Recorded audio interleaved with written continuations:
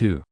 The theory of knowledge of Empirio-Criticism and of dialectical materialism, to the thing in itself, or Ch2 refutes Friedrich Engels'. Our Machines have written so much about the thing in itself that were all their writings to be collected they would result in mountains of printed matter. The thing in itself is a veritable bête noire with Bogdanov and Valentinov, Bazarov and Ch2, Berman and Yushkevich. There is no abuse they have not hurled at it, there is no ridicule they have not showered on it. And against whom are they breaking lances because of this luckless thing in itself? Here a division of the philosophers of Russian Marxism according to political parties begins. All the would-be Marxists among the Machins are combating Plekhanov's thing in itself. They accuse Plekhanov of having become entangled and strained into Kantianism, and of having forsaken Engels. We shall discuss the first accusation in the 4th chapter. The second accusation we shall deal with now. The Machin Mr. Viktor Ch2, a Narodnik and a sworn enemy of Marxism, opens a direct campaign against Engels because of the thing in itself. One is ashamed to confess it, but it would be a sin to conceal the fact that on this occasion open enmity towards Marxism has made Mr. Viktor Ch2 a more principled literary antagonist than our comrades in party and opponents in philosophy.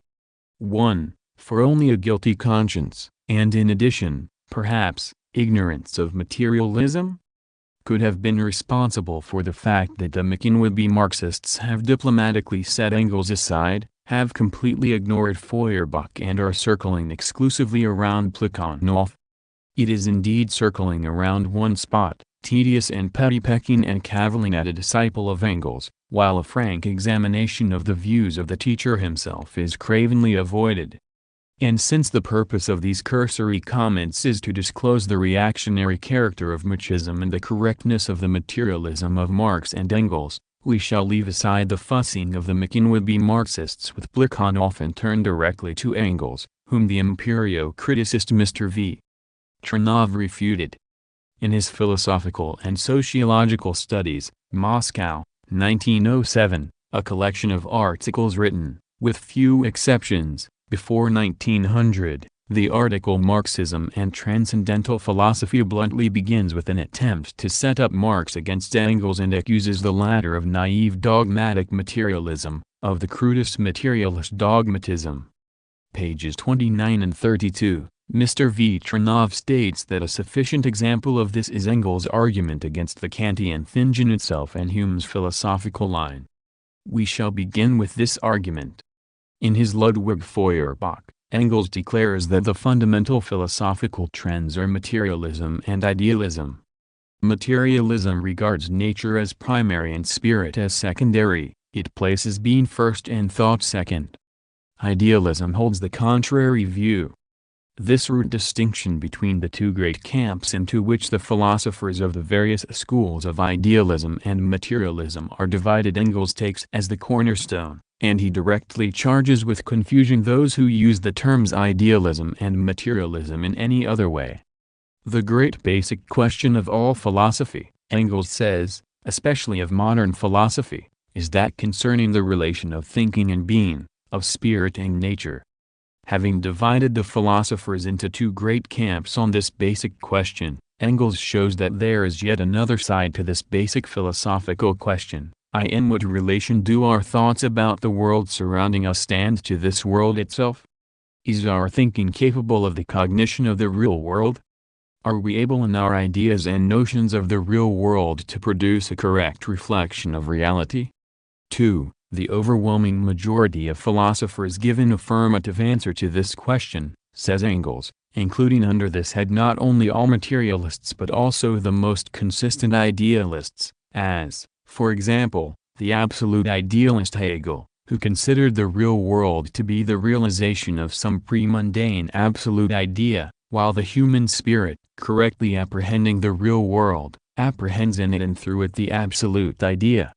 In addition, i.e., to the materialists and the consistent idealists, there is yet a set of different philosophers, those who question the possibility of any cognition, or at least of an exhaustive cognition, of the world. To them, among the more modern ones, belong Hume and Kant, and they have played a very important role in philosophical development. 3. Mr. Vitranov, quoting these words of Engels, launches into the fray. To the word Kant he makes the following annotation: in 1888 it was rather strange to term such philosophers as Kant and especially Hume as modern. At that time it was more natural to hear mentioned such names as Cohen, Lang, Riehl, Laz, Liebman, Göring, etc. But Engels, evidently, was not well versed in modern philosophy. Op. Cit. p. 33, Note 2, Mr. Vitranov is true to himself. Equally in economic and philosophical questions he reminds one of Turgenev's Voroshilov, 4, annihilating now the ignorant Kautsky, 5, now the ignorant Engels by merely referring to scholarly names. The only trouble is that all the authorities mentioned by Mr. Tranov are the very neo-Kantians whom Engels refers to on this very same page of his Ludwig Feuerbach as theoretical reactionaries, who were endeavoring to resurrect the corpse of the long-since refuted doctrines of Kant and Hume. The good Tranov did not understand that it is just these authoritative, Firmichism, and muddled professors whom Engels is refuting in his argument. Having pointed out that Hegel had already presented the decisive arguments against Hume and Kant, and that the additions made by Feuerbach are more ingenious than profound, Engels continues, the most telling refutation of this as of all other philosophical crotchets, Schrullen, is practice, namely, experiment and industry. If we are able to prove the correctness of our conception of a natural process by making it ourselves, bringing it into being out of its conditions and making it serve our own purposes into the bargain, then there is an end to the Kantian incomprehensible, or ungraspable, unfassbaren. This important word is omitted both in Plekhanov's translation and in Mr. Vitranov's translation, thing in itself. The chemical substances produced in the bodies of plants and animals remained just such things in themselves until organic chemistry began to produce them one after another, whereupon the thing in itself became a thing for us, as, for instance, alizarin, the coloring matter of the matter, which we no longer trouble to grow in the matter roots in the field, but produce much more cheaply and simply from coal tar. Op. Cit. p. 16. 6. Mr. Vitranov, quoting this argument, finally loses patience and completely annihilates poor Engels. Listen to this. No neo-Kantian will of course be surprised that from coal tar we can produce alizarin more cheaply and simply.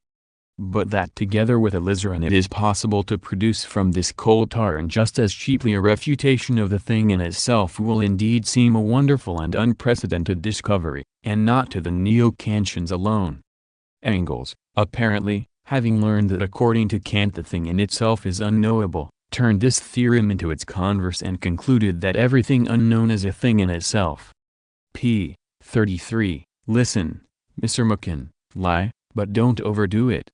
Why, before the very eyes of the public you are misrepresenting the very quotation from Engels you have set out to tear to pieces, without even having grasped the point under discussion.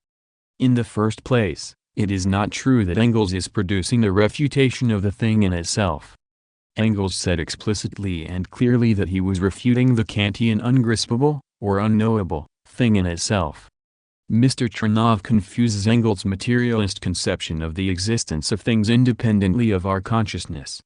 In the second place, if Kant's theorem reads that the thing in itself is unknowable, the converse theorem would be, the unknowable is the thing in itself. Mr. Tranov replaces the unknowable by the unknown, without realizing that by such a substitution he has again confused and distorted the materialist view of Engels. Mr. Vitranov is so bewildered by the reactionaries of official philosophy whom he has taken as his mentors that he raises an outcry against Engels without in the least comprehending the meaning of the example quoted. Let us try to explain to this representative of Machism what it is all about. Engels clearly and explicitly states that he is contesting both Hume and Kant. Yet there is no mention whatever in Hume of unknowable things in themselves. What then is there in common between these two philosophers?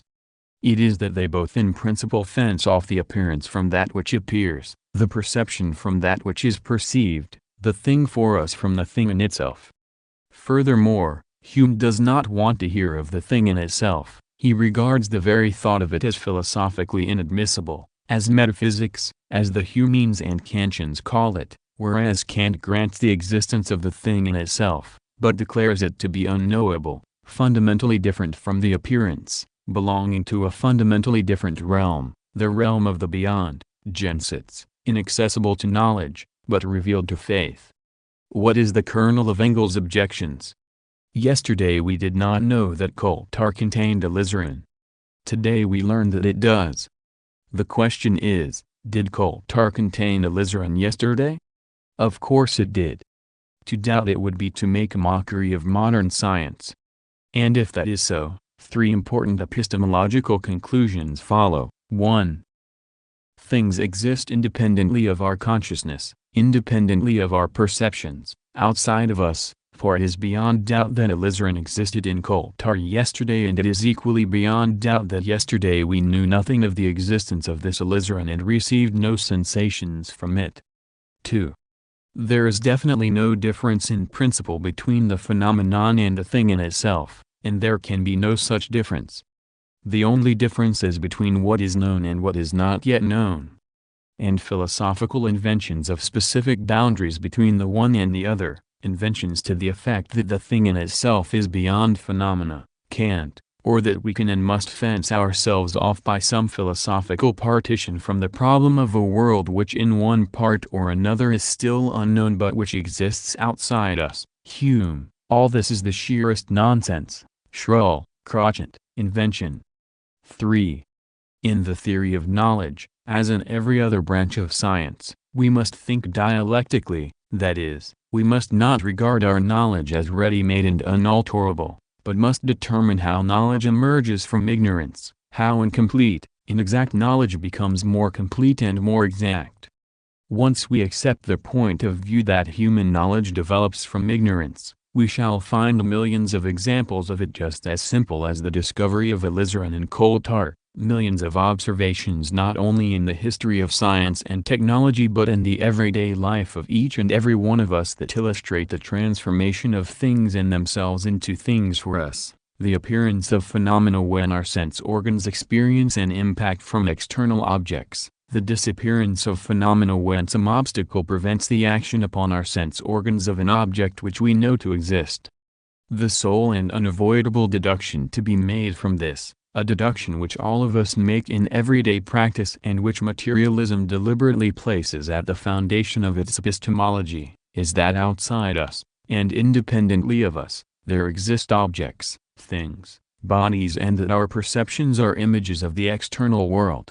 Max Converse theory, that bodies are complexes of sensations, is nothing but pitiful idealist nonsense.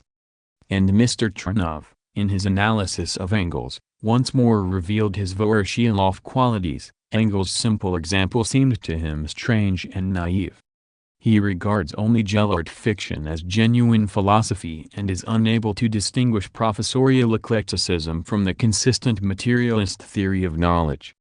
It is both impossible and unnecessary to analyze Mr. Ch2's other arguments. They all amount to the same pretentious rigmarole, like the assertion that for the materialists the atom is the thing in itself.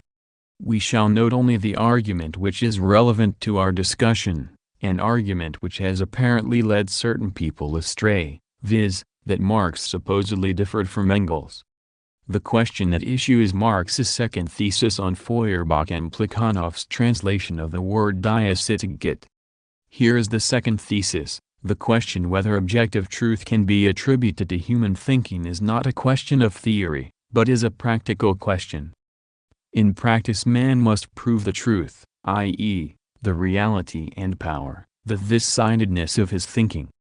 The dispute over the reality or non-reality of thinking which is isolated from practice is a purely scholastic question. 7. Instead of prove the this-sidedness of thinking, a literal translation, Plekhanov has, prove that thinking does not stop at this side of phenomena. And Mr. V. Ch2 cries, the contradiction between Marx and Engels has been eliminated very simply. It appears as though Marx, like Engels, asserted the knowability of things in themselves and the other-sidedness of thinking. Locke. Cit.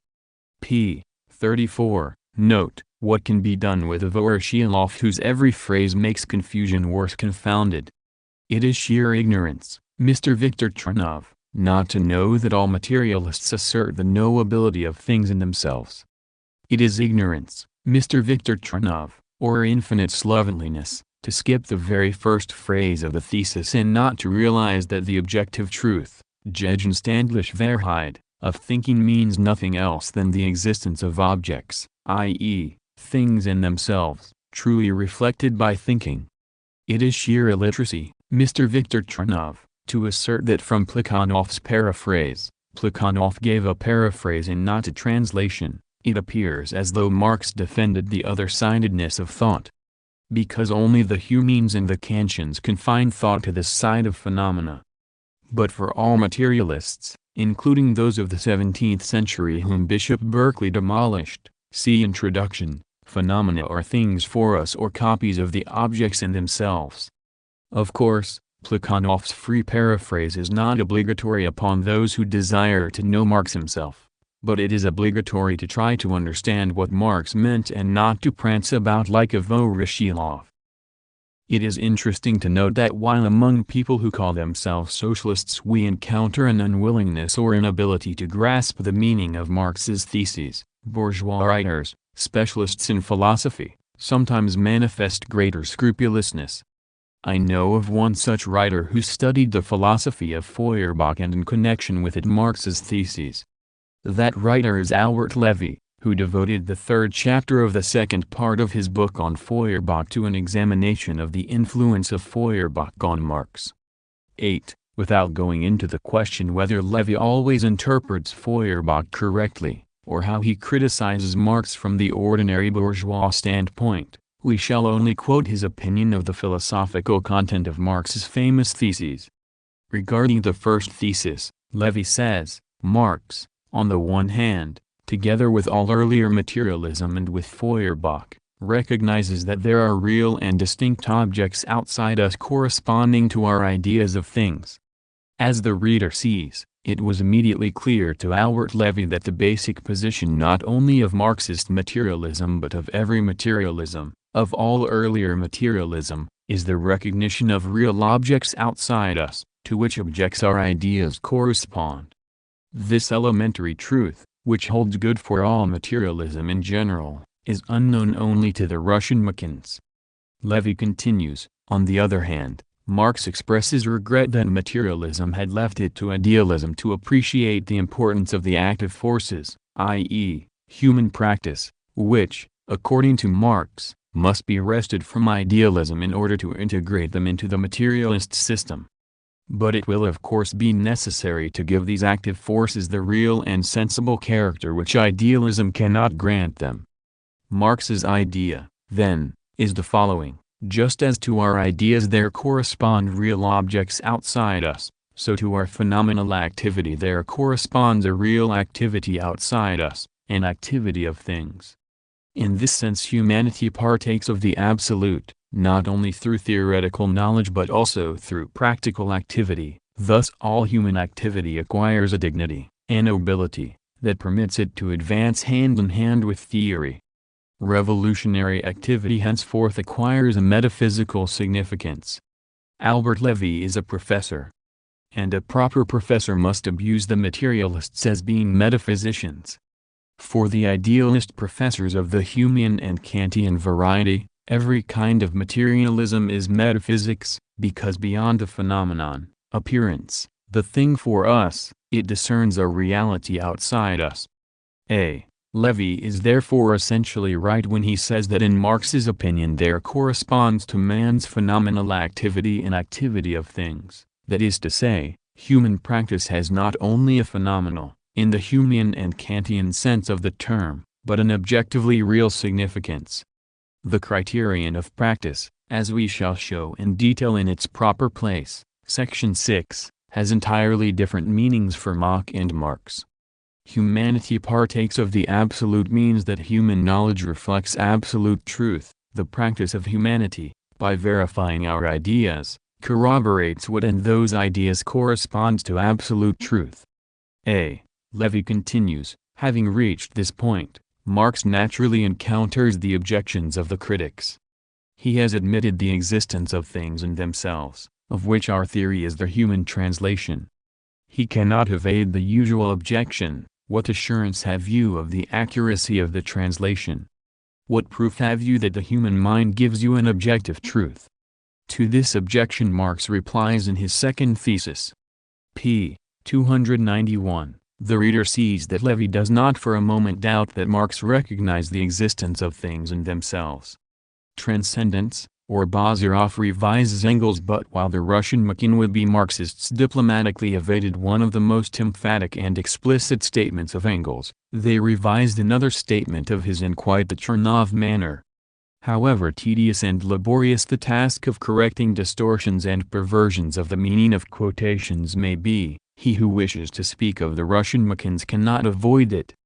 Here is Bazarov's revision of Engels.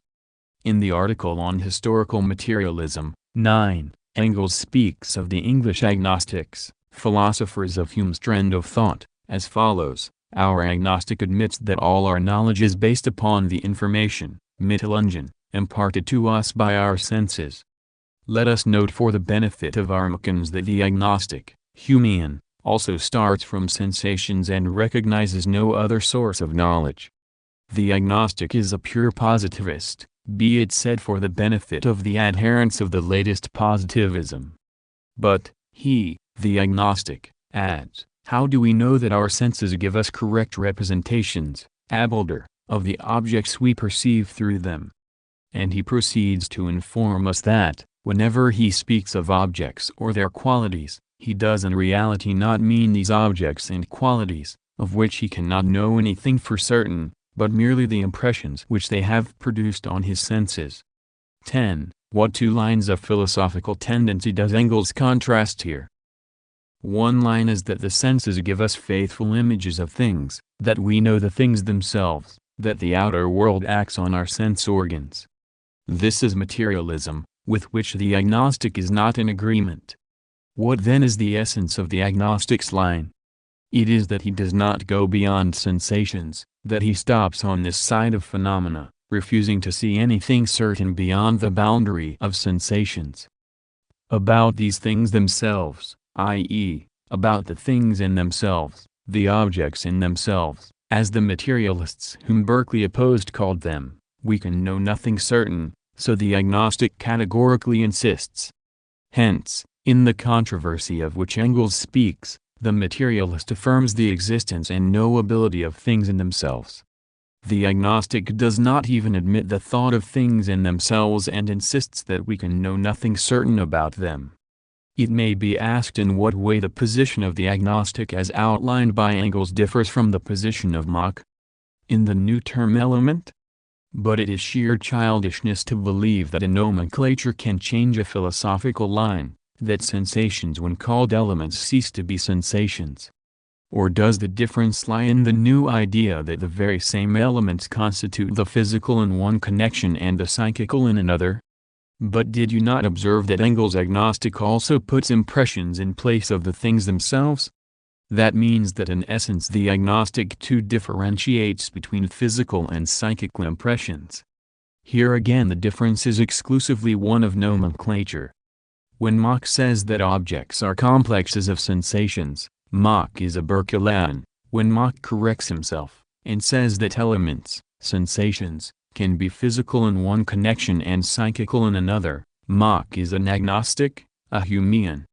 Mach does not go beyond these two lines in his philosophy, and it requires extreme naivete to take this muddlehead at his word and believe that he has actually transcended both materialism and idealism. Engels deliberately mentions no names in his exposition, and criticizes not individual representatives of Humanism. Professional philosophers are very prone to call original systems the petty variations one or another of them makes in terminology or argument, but the whole Humean line. Engels criticizes not particulars but the essential thing. He examines the fundamental wherein all Humeans deviate from materialism, and his criticism therefore embraces Mill, Huxley and Mach alike. Whether we say, with J.S. Mill, that matter is the permanent possibility of sensation, or, with Ernst Mach, that matter is more or less stable complexes of elements, sensations, we remain within the bounds of agnosticism, or humism. Both standpoints, or more correctly both formulations, are covered by Engels' exposition of agnosticism. The agnostic does not go beyond sensations and asserts that he cannot know anything certain about their source, about their original, etc. And if Mach attributes such great importance to his disagreement with Mill on this question, it is because Mach comes under Engels' characterization of a professor in ordinary, Flachnecker. Gentlemen, you have only cracked a flea by making petty corrections and by altering terminology instead of entirely abandoning the basic, half-hearted standpoint.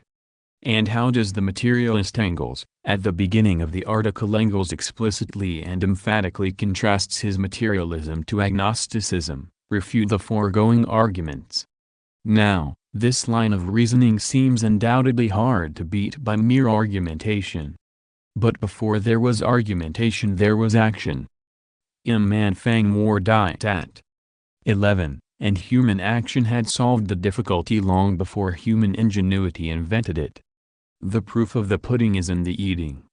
From the moment we turn to our own use these objects, according to the qualities we perceive in them, we put to an infallible test the correctness or otherwise of our sense perceptions. If these perceptions have been wrong, then our estimate of the use to which an object can be turned must also be wrong, and our attempt must fail. But if we succeed in accomplishing our aim, if we find that the object does agree with our idea of it, and does answer the purpose we intended it for, then that is positive proof that our perceptions of it and of its qualities, so far, agree with reality outside ourselves. Thus, the materialist theory, the theory of the reflection of objects by our mind, is here presented with absolute clarity. Things exist outside us. Our perceptions and ideas are their images. Verification of these images, differentiation between true and false images, is given by practice. But let us listen to a little more of Engels. Bazarov at this point ends his quotation from Engels, or rather from Plekhanov, for he deems it unnecessary to deal with Engels himself, and whenever we find ourselves face to face with a failure, then we generally are not long in making out the cause that made us fail. We find that the perception upon which we acted was either incomplete and superficial, or combined with the results of other perceptions in a way not warranted by them. The Russian translation in On Historical Materialism is incorrect. So long as we take care to train and to use our senses properly, and to keep our action within the limits prescribed by perceptions properly made and properly used, so long we shall find that the result of our action proves the conformity, Übereinstimmung, of our perceptions with the objective, gegenständlich, nature of the things perceived. Not in one single instance, so far, have we been led to the conclusion that our sense perceptions, scientifically controlled, induce in our minds ideas respecting the outer world that are, by their very nature, at variance with reality, or that there is an inherent incompatibility between the outer world and our sense perceptions of it. But then come the neo-Kantian agnostics and say, 12. We shall leave to another time the examination of the arguments of the neo-Kantians. Let us remark here that anybody in the least acquainted with the subject, or even the least bit attentive, cannot fail to understand that Engels is here expounding the very same materialism against which the Machins are always and everywhere doing battle. And now just watch the manner in which Bazarov revises Engels. Here, writes Bazarov in connection with the fragment of the quotation we have given, Engels is actually attacking Kantian idealism. It is not true. Bazarov is muddling things. In the passage which he quoted, and which is quoted by us more fully, there is not a syllable either about Kantianism or about idealism. Had Bazarov really read the whole of Engels' article, he could not have avoided seeing that Engels speaks of neo-Kantianism, and of Kant's whole line, only in the next paragraph, just where we broke off our quotation. And had Bazarov attentively read and reflected on the fragment he himself quotes, he could not have avoided seeing that in the arguments of the agnostic which Engels here refutes there is not a trace of either idealism or Kantianism, for idealism begins only when the philosopher says that things are sensations, while Kantianism begins when the philosopher says that the thing in itself exists but is unknowable. Bazarov confuses Kantianism with humism, and he confuses them because, being himself a semi-Berkeleyan, semi-Humean of the Macon sect, he does not understand, as will be shown in detail below, the distinction between the Humean and the materialist opposition to Kantianism. Bazarov continues, but, alas, his argument is aimed against Plekhanov's philosophy just as much as it is against Kantian philosophy. In the school of Plekhanov orthodox, as Bogdanov has already pointed out, there is a fatal misunderstanding regarding consciousness.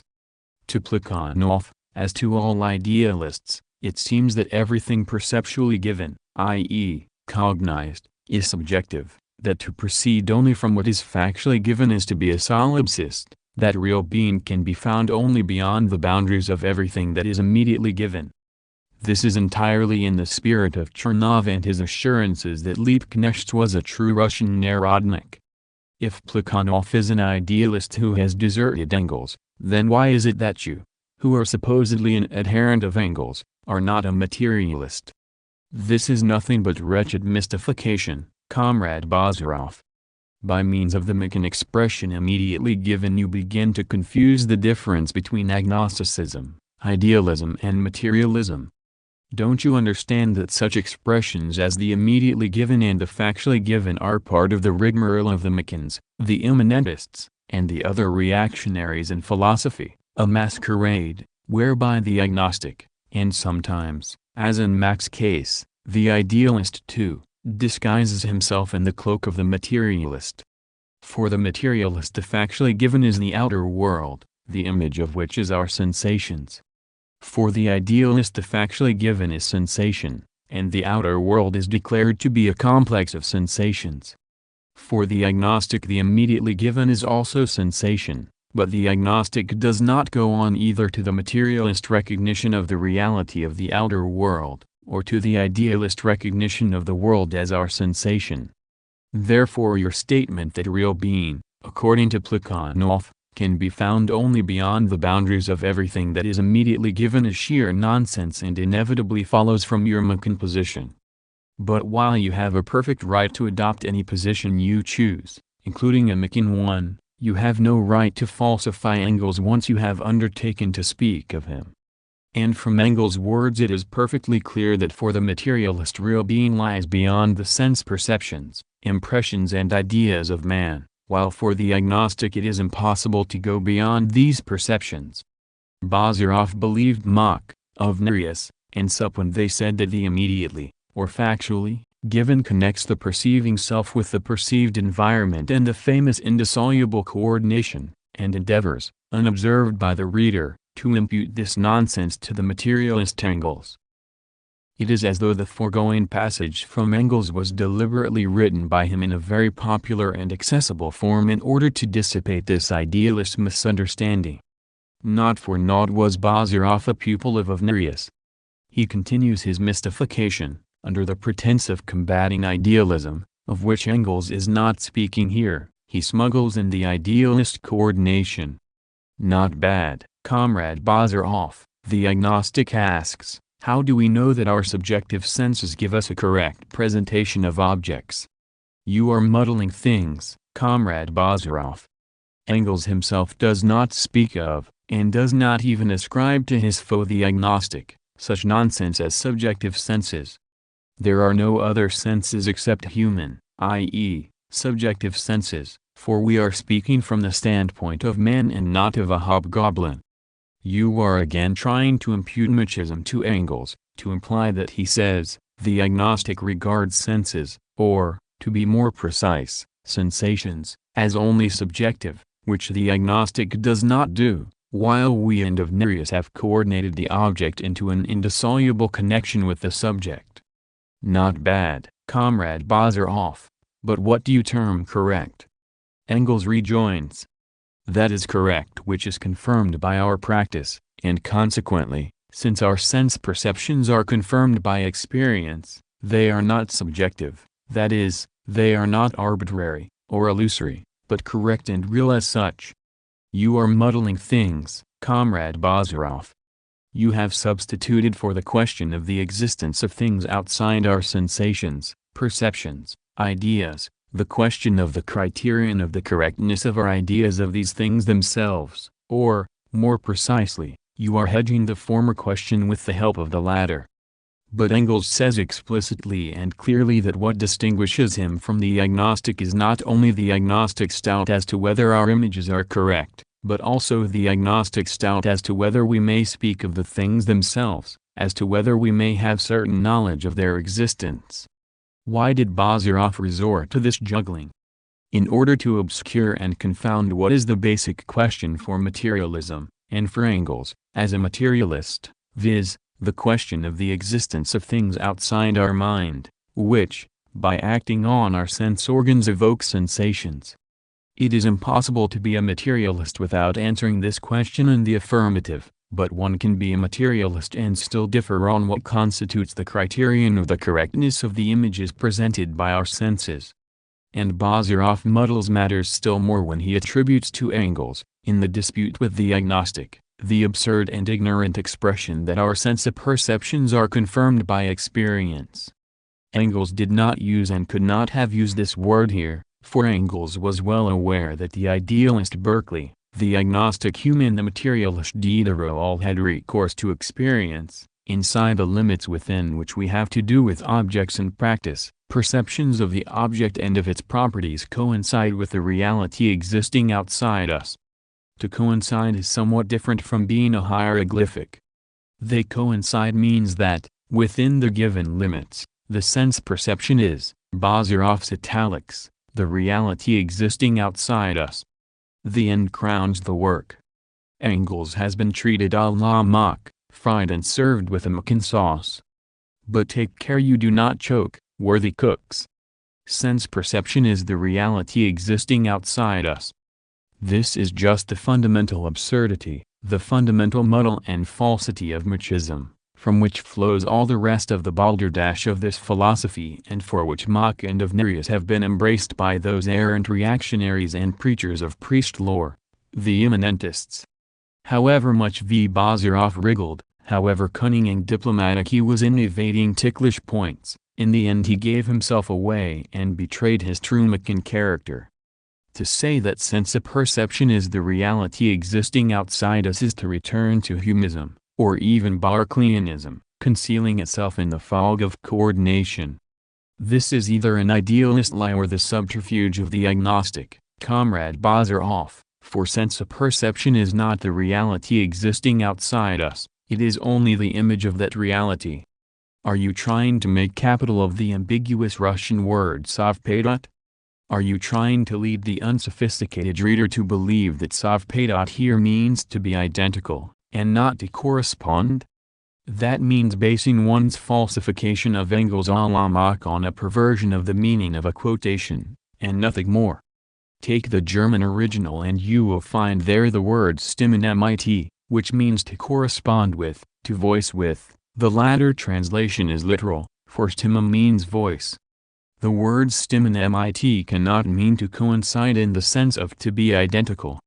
And even for the reader who does not know German but who reads Engels with the least bit of attention, it is perfectly clear, it cannot be otherwise than clear, that Engels throughout his whole argument treats the expression sense perception as the image, Abbild, of the reality existing outside us, and that therefore the word coincide can be used in Russian exclusively in the sense of correspondence, concurrence, etc.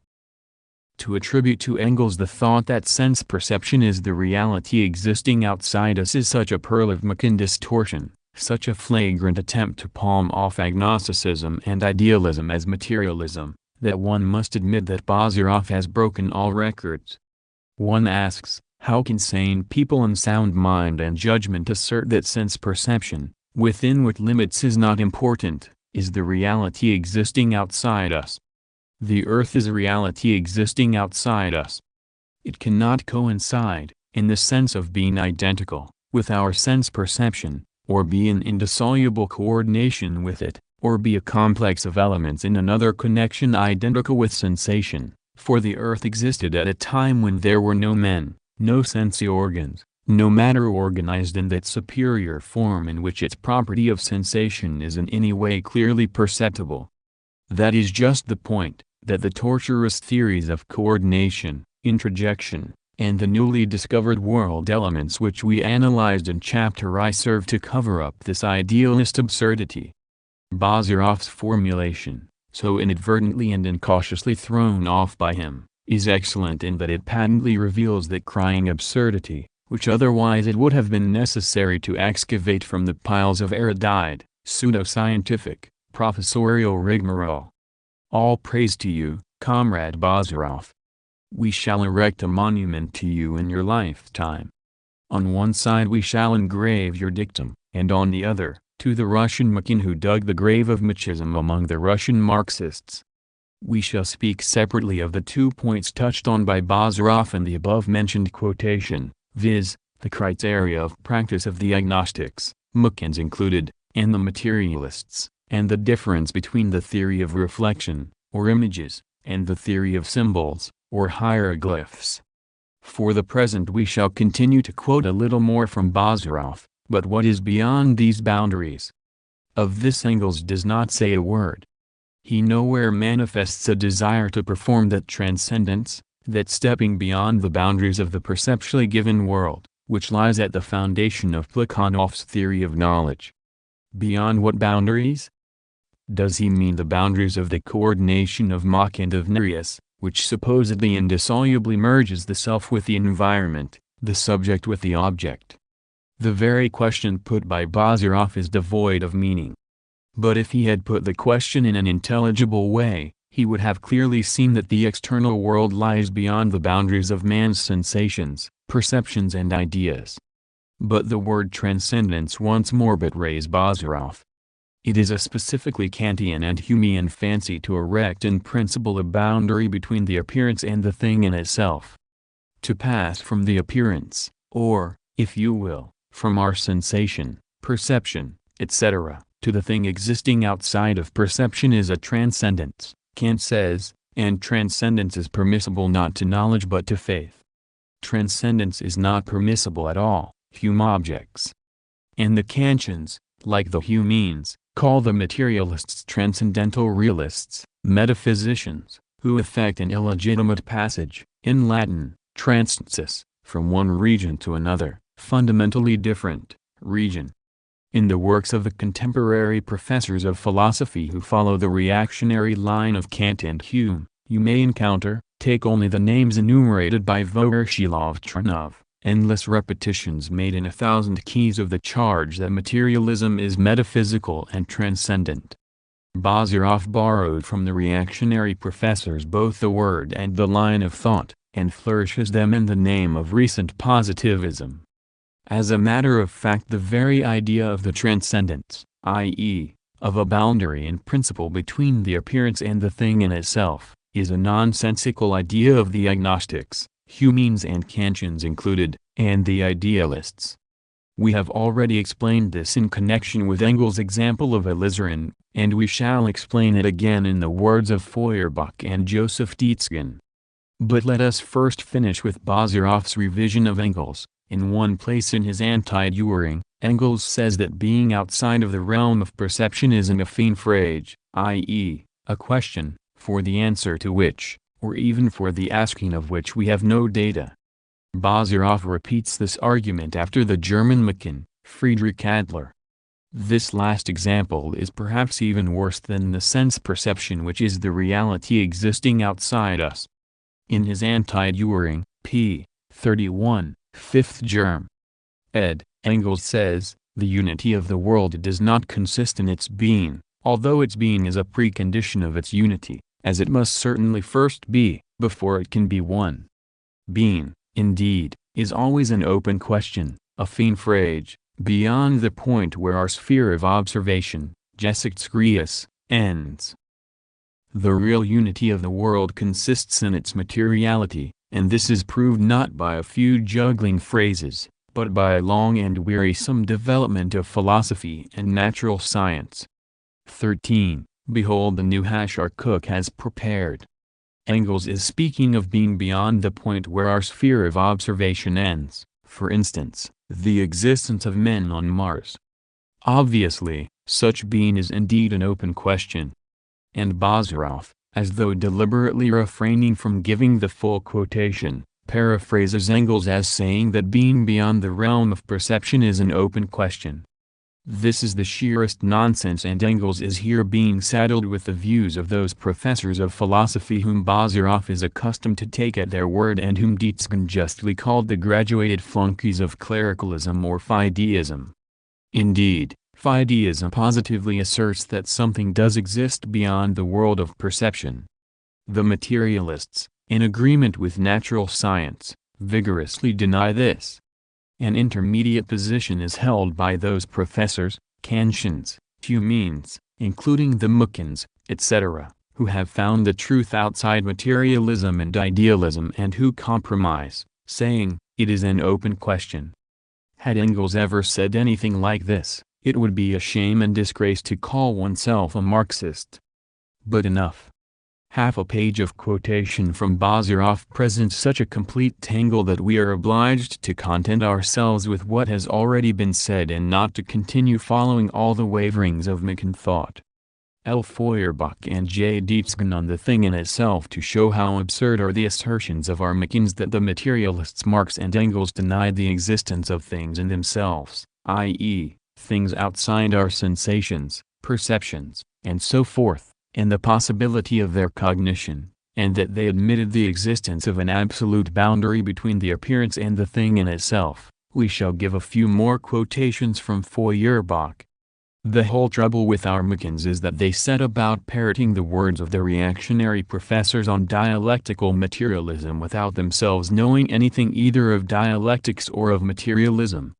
Feuerbach says, modern philosophical spiritualism, which calls itself idealism, utters the annihilating, in its own opinion, stricture against materialism that it is dogmatism, viz., that it starts from the sensuous, sinnlichen, world as though from an undisputed, Ausgemächt, objective truth, and assumes that it is a world in itself, an sich, i.e., as existing without us, while in reality the world is only a product of spirit. Sandlish Werke, B.D. X. 1866, p. 185, this seems clear enough. The world in itself is a world that exists without us. This materialism of Feuerbach's, like the materialism of the 17th century contested by Bishop Berkeley, consisted in the recognition that objects in themselves exist outside our mind. The in sich, of itself, or in itself, of Feuerbach is the direct opposite of the in sich of Kant. Let us recall the excerpt from Feuerbach already quoted, where he rebukes Kant because for the latter the thing in itself is an abstraction without reality. For Feuerbach the thing in itself is an abstraction with reality, that is, a world existing outside us, completely knowable and fundamentally not different from appearance.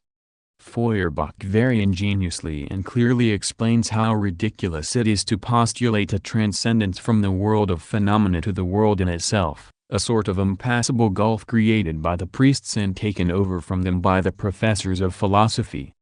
Here is one of his explanations. Of course, the products of fantasy are also products of nature, for the force of fantasy, like all other human forces, is in the last analysis, zuletzt, both in its basis and in its origin a force of nature. Nevertheless, a human being is a being distinguished from the sun, moon and stars, from stones, animals and plants, in a word, from those beings, Wesen, which he designates by the general name, nature, and consequently, man's presentations, builder, of the sun, moon and stars and the other beings of nature, Naturwesen. Although these presentations are products of nature, are yet products distinct from their objects and nature.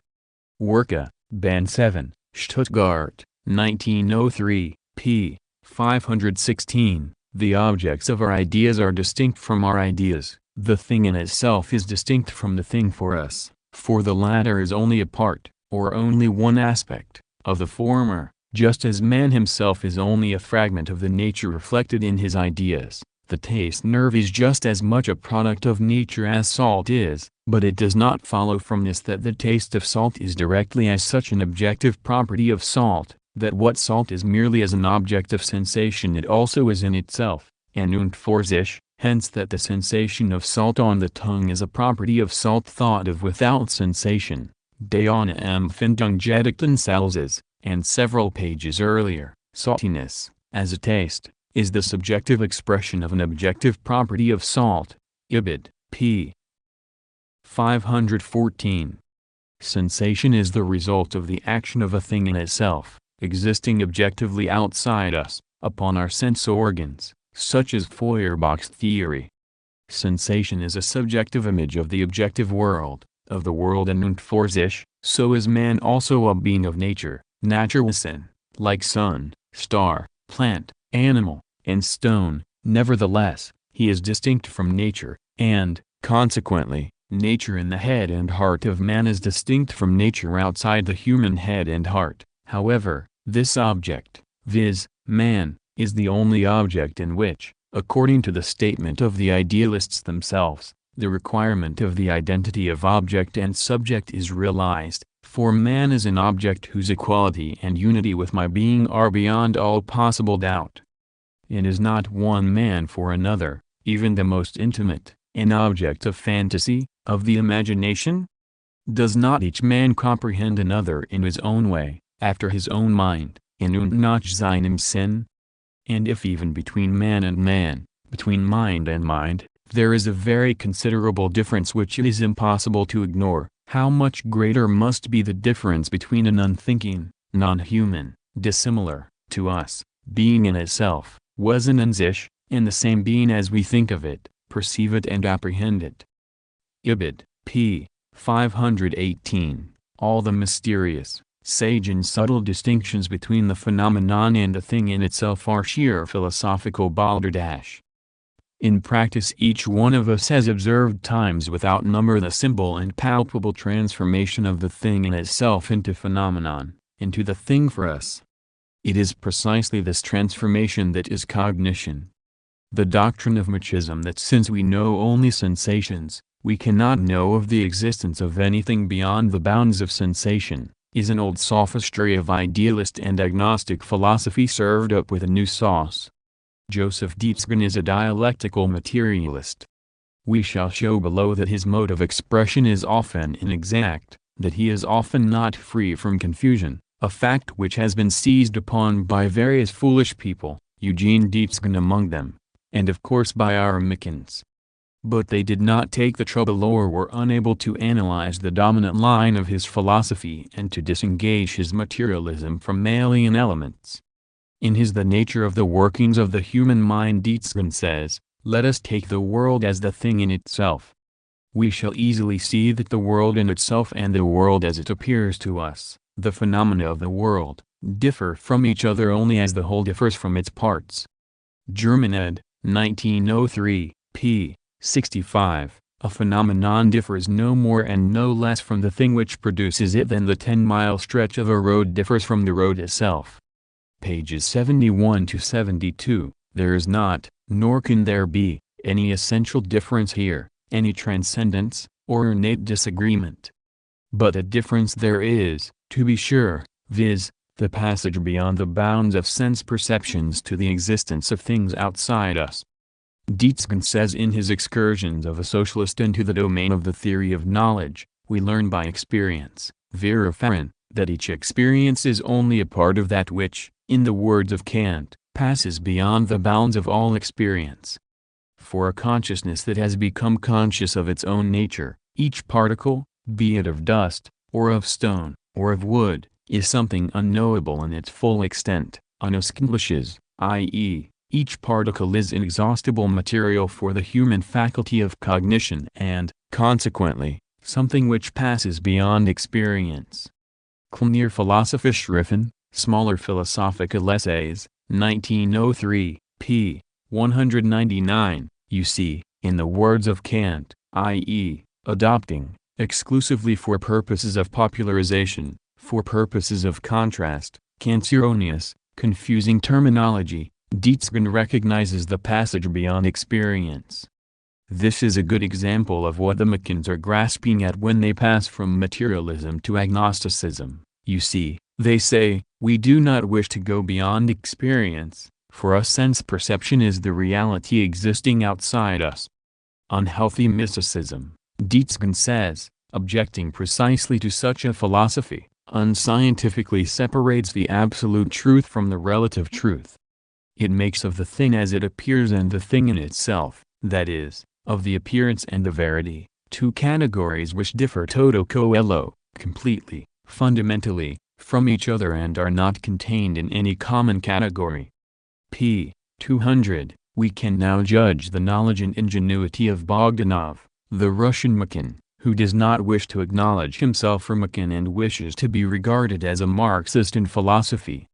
A golden mean, between panpsychism and pan-materialism, has been adopted by materialists of a more critical shade who have rejected the absolute unknowability of the thing in itself, but at the same time regard it as being fundamentally, Bogdanov's italics, different from the phenomenon and, therefore, always only dimly discernible in it, outside of experience as far as its content is concerned, that is, presumably, as far as the elements are concerned, which are not the same as elements of experience, but yet lying within the bounds of what is called the forms of experience, i.e., time, space and causality.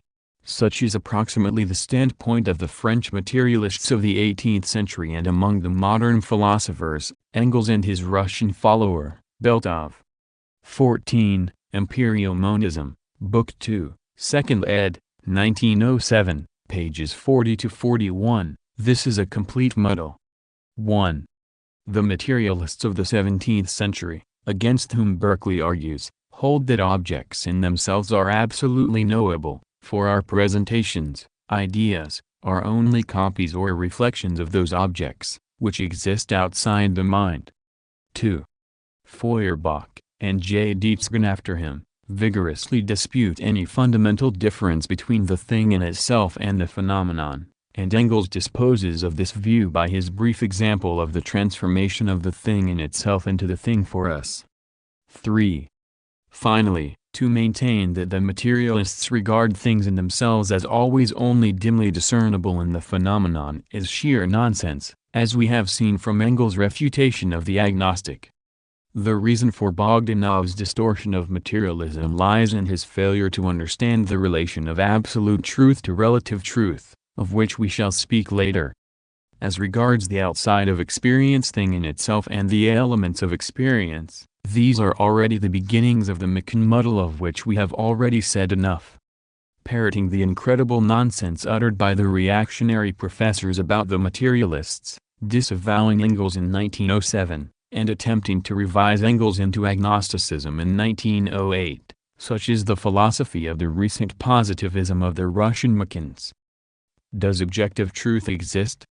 Bogdanov declares, as I understand it, Marxism contains a denial of the unconditional objectivity of any truth whatsoever, the denial of all eternal truths.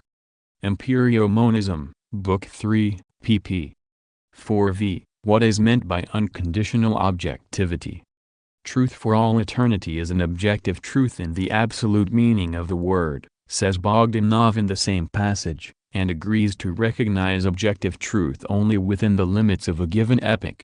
Two questions are obviously confused here. 1. Is there such a thing as objective truth? That is, can human ideas have a content that does not depend on a subject, that does not depend either on a human being, or on humanity? 2.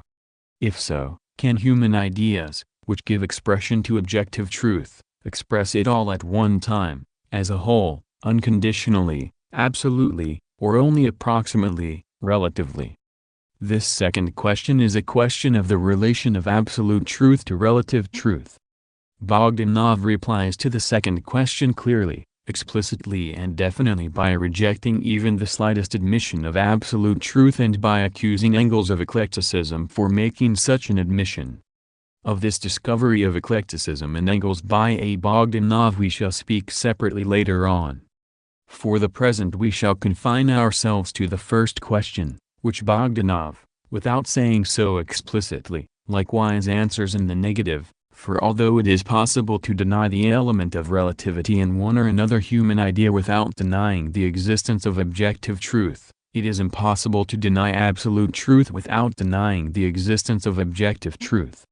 Bogdanov writes a little further on, the criterion of objective truth in Beltov's sense does not exist. Truth is an ideological form, an organizing form of human experience. Neither Beltov's sense, for it is a question of one of the fundamental philosophical problems and not of Beltov, nor the criterion of truth, which must be treated separately, without confounding it with the question of whether objective truth exists, has anything to do with the case here. Bogdanov's negative answer to the latter question is clear. If truth is only an ideological form, then there can be no truth independent of the subject, of humanity, for neither Bogdanov nor we know any other ideology but human ideology. And Bogdanov's negative answer emerges still more clearly from the second half of his statement. If truth is a form of human experience, then there can be no truth independent of humanity, there can be no objective truth. Bogdanov's denial of objective truth is agnosticism and subjectivism. The absurdity of this denial is evident even from the single example of a scientific truth quoted above. Natural science leaves no room for doubt that its assertion that the earth existed prior to man is a truth.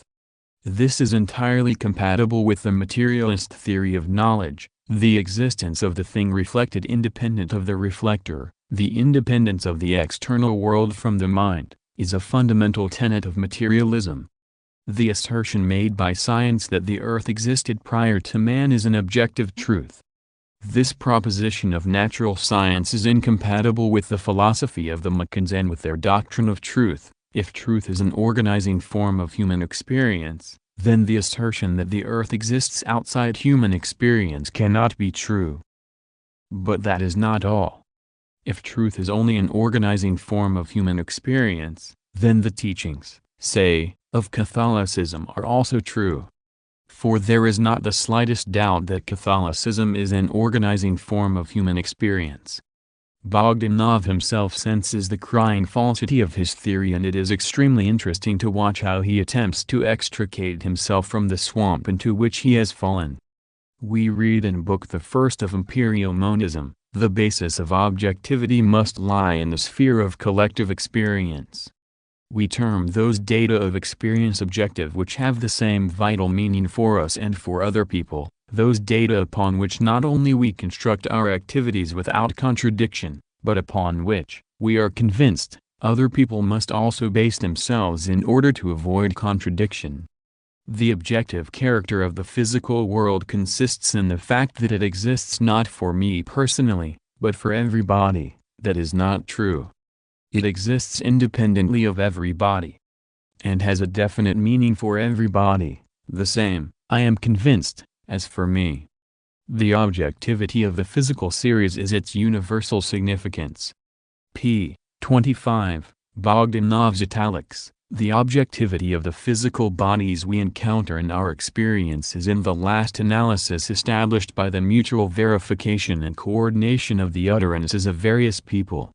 In general, the physical world is socially coordinated, socially harmonized, in a word, socially organized experience.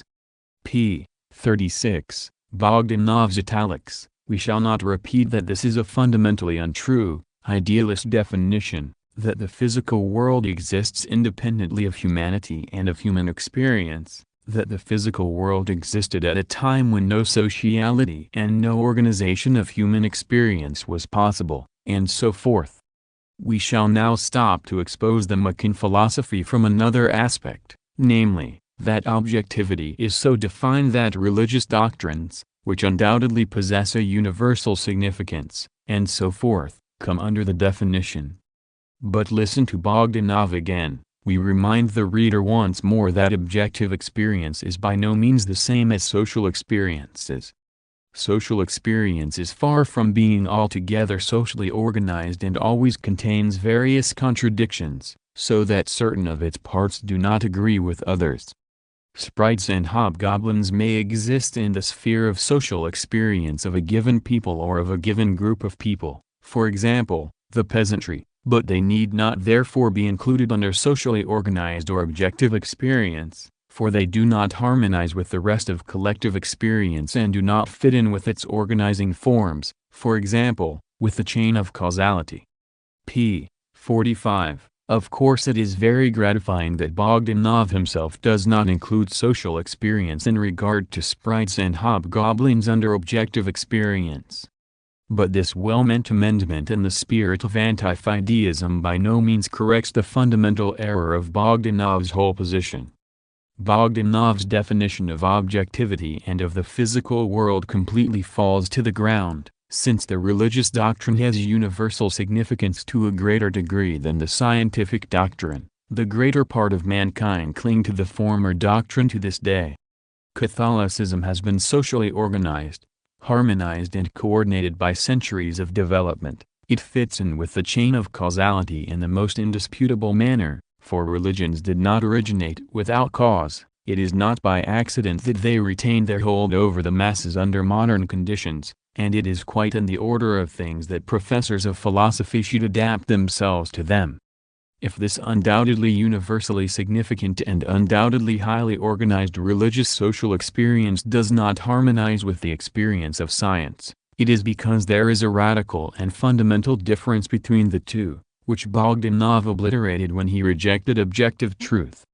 And however much Bogdanov tries to correct himself by saying that fideism, or clericalism, does not harmonize with science, the undeniable fact remains that Bogdanov's denial of objective truth completely harmonizes with fideism.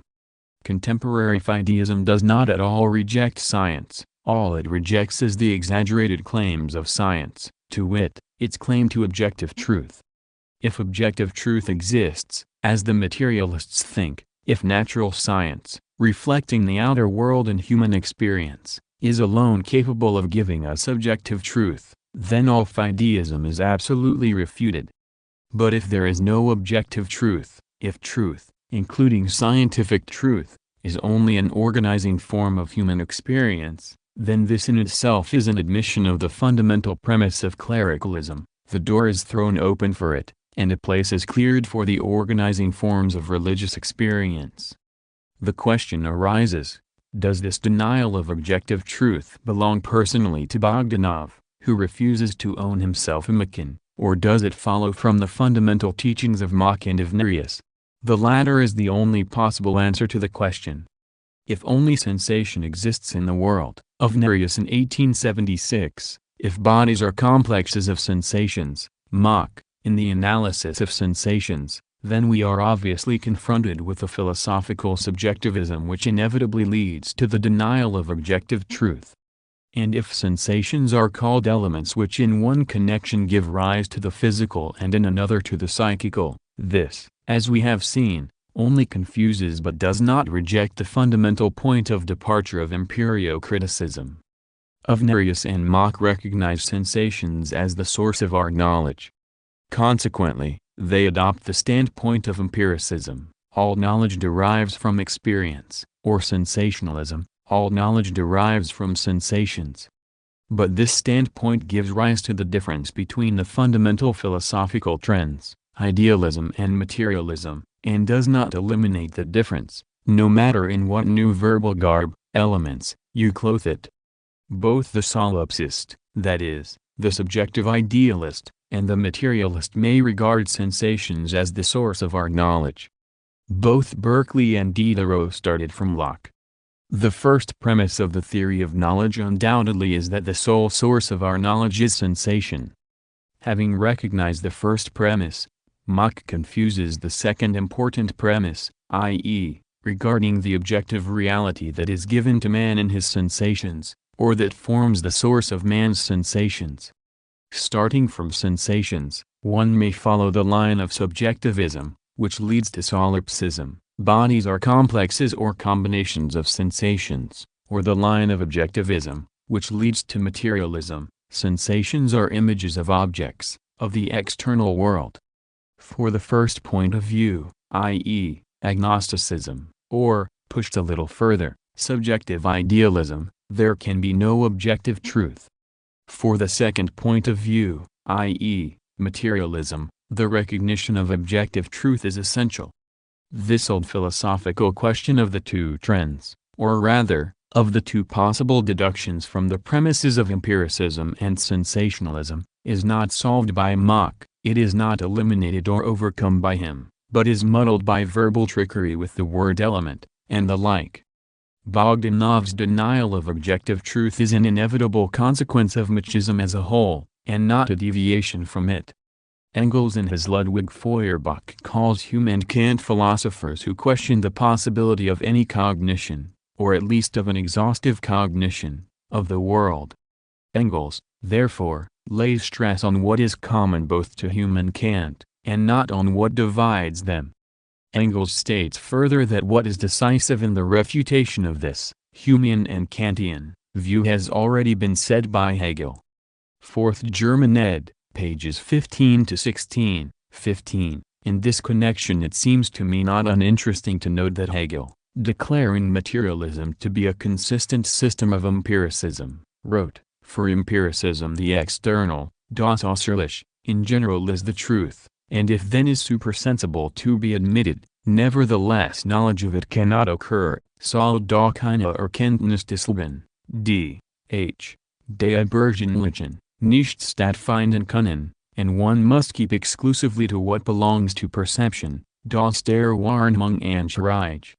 However, this principle in its realization, Durchführung, produced what was subsequently termed materialism. This materialism regards matter, as such, as the truly objective, das wahrhaft objective.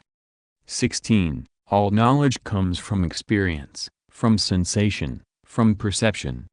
That is true.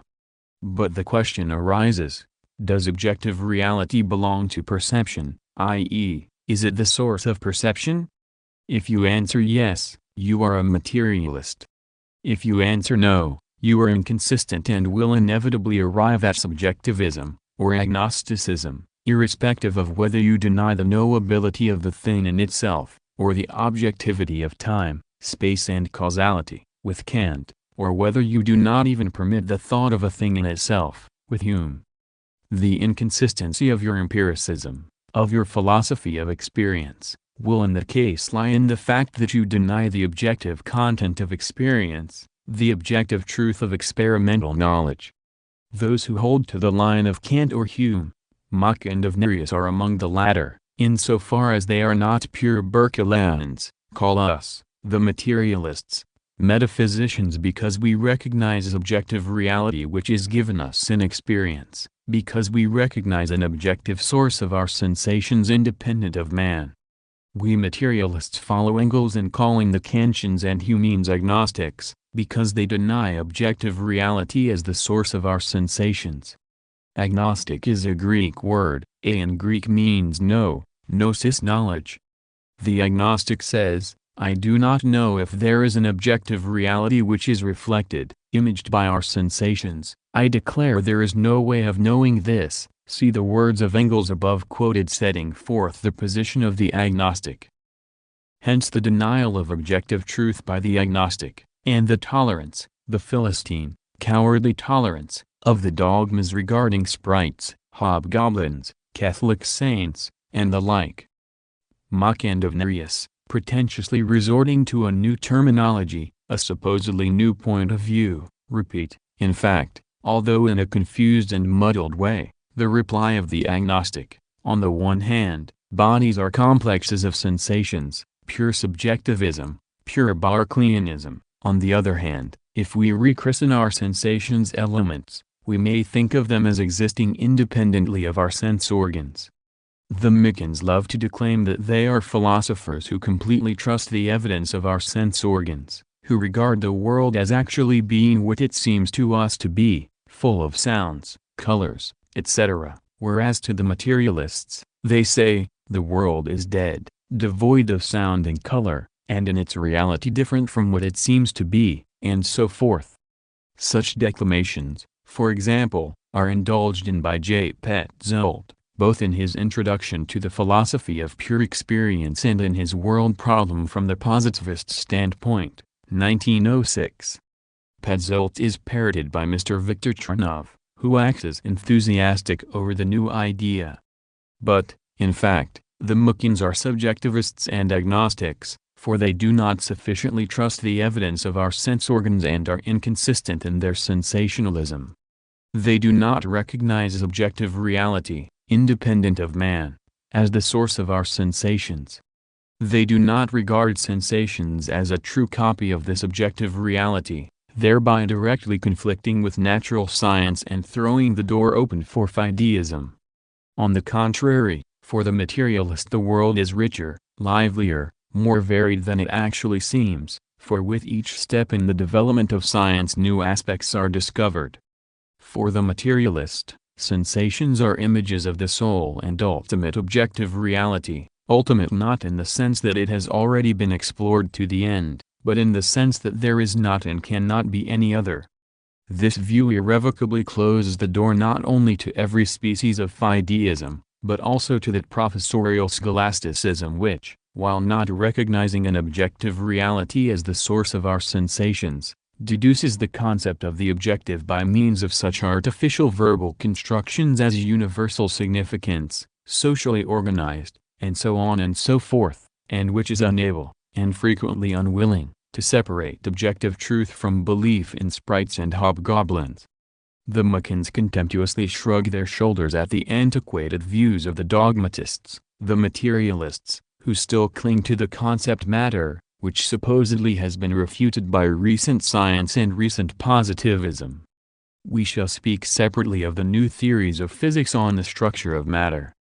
But it is absolutely unpardonable to confound, as the Mukins do, any particular theory of the structure of matter with the epistemological category, to confound the problem of the new properties of new aspects of matter, electrons, for example, with the old problem of the theory of knowledge, with the problem of the sources of our knowledge, the existence of objective truth, etc. We are told that Mach discovered the world elements, red, green, hard, soft, loud, long, etc. We ask, is a man given objective reality when he sees something red or feels something hard, etc., or not?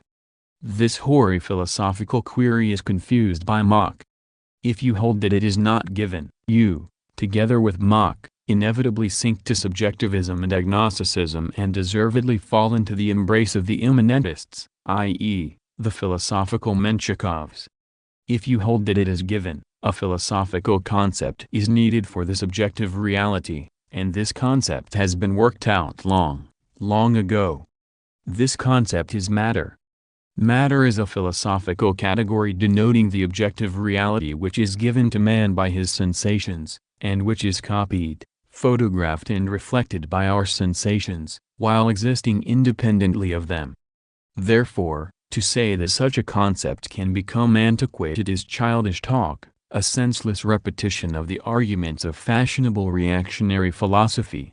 Could the struggle between materialism and idealism, the struggle between the tendencies or lines of Plato and Democritus in philosophy, the struggle between religion and science, the denial of objective truth and its assertion, the struggle between the adherents of supersensible knowledge and its adversaries have become antiquated during the 2000 years of the development of philosophy? Acceptance or rejection of the concept matter is a question of the confidence man places in the evidence of his sense organs, a question of the source of our knowledge, a question which has been asked and debated from the very inception of philosophy, which may be disguised in 1,000 different garbs by professorial clowns, but which can no more become antiquated than the question whether the source of human knowledge is sight and touch, hearing and smell. To regard our sensations as images of the external world, to recognize objective truth, to hold the materialist theory of knowledge, these are all one and the same thing. To illustrate this, I shall only quote from Feuerbach and from 2 textbooks of philosophy, in order that the reader may judge how elementary this question is. How now, wrote Feuerbach, to deny that sensation is the Evangel, the Gospel, Verkundung, of an objective Savior. 17. A strange, a preposterous terminology, as you see, but a perfectly clear philosophical line. Sensation reveals objective truth to man. My sensation is subjective, but its foundation, or ground, is objective.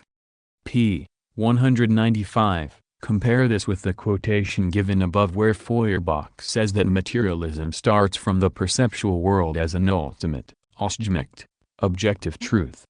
Sensationalism, we read in Frank's Dictionary of Philosophy, 18, is a doctrine which deduces all our ideas from the experience of sense organs, reducing all knowledge to sensations.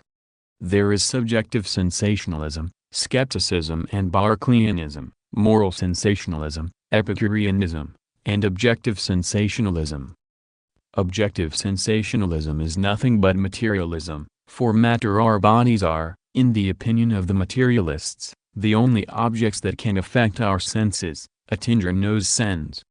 As Schwegeler says in his History of Philosophy, 19, if sensationalism asserted that truth or being can be apprehended exclusively by means of the senses, one had only. Schwegeler is speaking of philosophy at the end of the 18th century in France, to formulate this proposition objectively, and one had the thesis of materialism, only the perceptual exists, there is no other being save material being. These elementary truths, which have managed to find their way even into the textbooks, have been forgotten by our mechanics.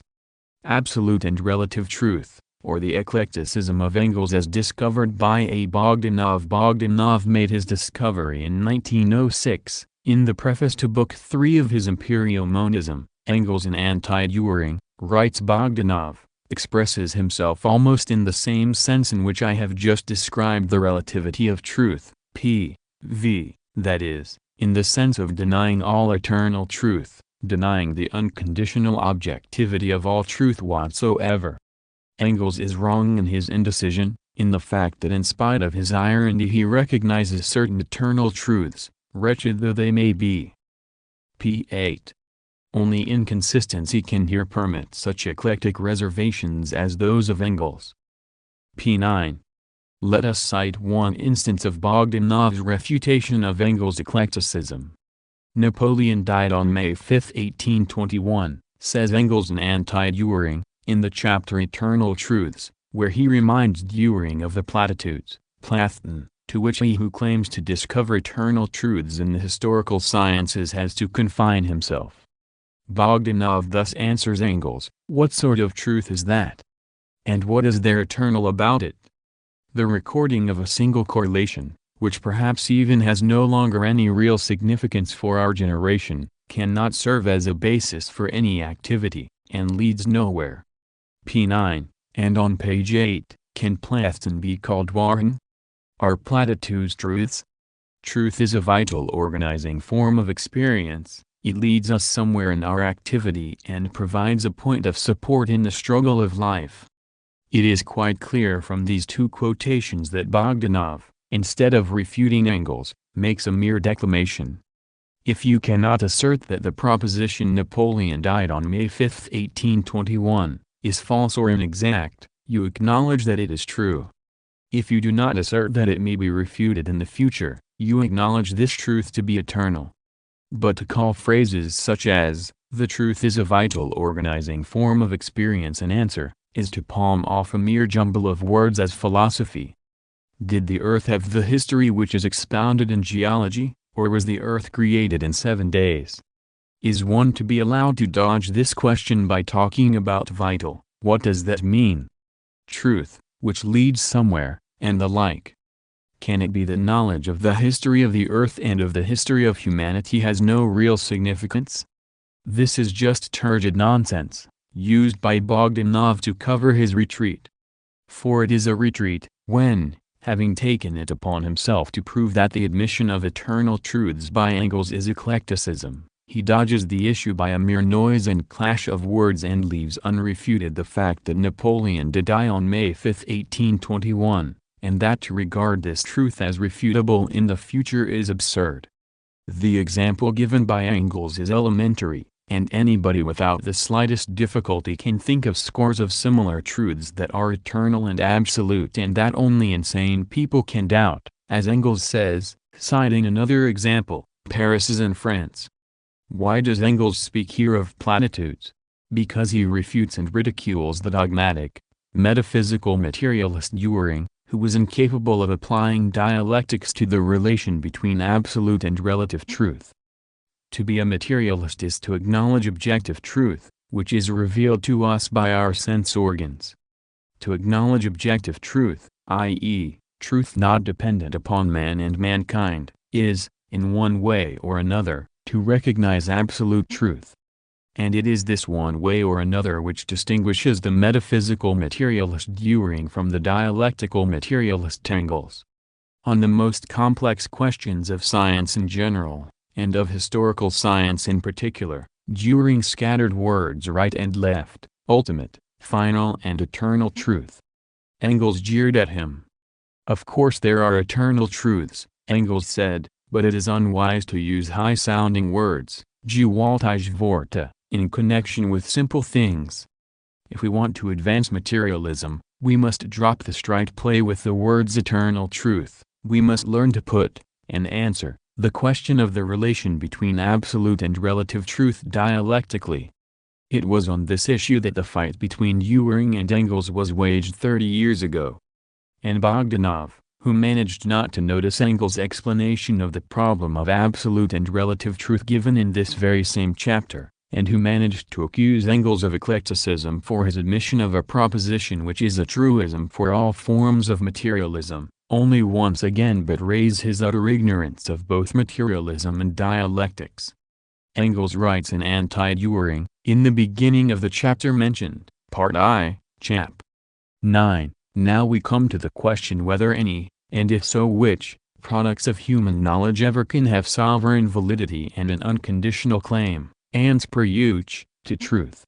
5th German ed., p. 79, and Engels answers the question thus, the sovereignty of thought is realized in a number of extremely unsovereignly thinking human beings. The knowledge which has an unconditional claim to truth is realized in a number of relative errors, neither the one nor the other, i.e., neither absolutely true knowledge, nor sovereign thought, can be fully realized except through an endless eternity of human existence.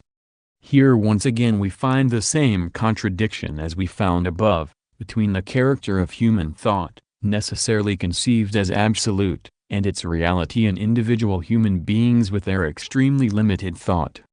This is a contradiction which can only be solved in the infinite progression, or what is for us, at least from a practical standpoint, the endless succession, of generations of mankind. In this sense human thought is just as much sovereign as not sovereign, and its capacity for knowledge just as much unlimited as limited. It is sovereign and unlimited in its disposition, Anlage, its vocation, its possibilities and its historical ultimate goal. It is not sovereign and it is limited in its individual expression and in its realization at each particular moment. p. 81, 20. It is just the same, Engels continues, with eternal truths. 21. This argument is extremely important for the question of relativism, i.e., the principle of the relativity of our knowledge, which is stressed by all Machins. The Machins one and all insist that they are relativists, but the Russian Machins, while repeating the words of the Germans, are afraid, or unable to propound the question of the relation of relativism to dialectics clearly and straightforwardly. For Bogdanov, as for all the Machins, recognition of the relativity of our knowledge excludes even the least admission of absolute truth. For Engels, absolute truth is compounded from relative truths. Bogdanov is a relativist, Engels is a dialectician. Here is another, no less important, argument of Engels from the chapter of Anti-Dühring already quoted. Truth and error, like all thought concepts which move in polar opposites, have absolute validity only in an extremely limited field, as we have just seen, and as even Herr Dühring would realize if he had any acquaintance with the first elements of dialectics, which deal precisely with the inadequacy of all polar opposites. As soon as we apply the antithesis between truth and error outside of that narrow field which has been referred to above, it becomes relative and therefore unserviceable for exact scientific modes of expression, and if we attempt to apply it as absolutely valid outside that field we really find ourselves altogether beaten. Both poles of the antithesis become transformed into their opposites. Truth becomes error and error truth. p. 86. 22. Here follows the example of Boyle's law. The volume of a gas is inversely proportional to its pressure. The grain of truth contained in this law is only absolute truth within certain limits. The law, it appears, is a truth only approximately. Human thought then by its nature is capable of giving, and does give, absolute truth, which is compounded of a sum total of relative truths. Each step in the development of science adds new grains to the sum of absolute truth, but the limits of the truth of each scientific proposition are relative, now expanding, now shrinking with the growth of knowledge. As J. Dietzgen says in his Excursions, absolute truth can be seen, heard, smelt, touched and, of course, also be known, but it is not entirely absorbed, get nicht auf, into knowledge. p. 195. It goes without saying that a picture does not exhaust its object and the artist remains behind his model. How can a picture coincide with its model? Approximately it can. p. 197. Hence, we can know nature and her parts only relatively, since even a part, though only a relation of nature, possesses nevertheless the nature of the absolute, the nature of nature as a whole, de natur ganz an sich, which cannot be exhausted by knowledge. How, then, do we know that behind the phenomena of nature, behind the relative truths, there is a universal, unlimited, absolute nature which does not reveal itself to man completely? Whence this knowledge? It is innate, it is given us with consciousness. p. 198. This last statement is one of the inexactitudes of Dietzgen's which led Marx, in one of his letters to Q. Gelman, to speak of the confusion in Dietzgen's views. 23. Only by seizing upon such incorrect passages can one speak of a specific philosophy of Dietzgen differing from dialectical materialism. But Dietzgen corrects himself on the same page, when I say that the consciousness of eternal, absolute truth is innate in us, that it is the one and only a priori knowledge. Experience also confirms this innate consciousness. p.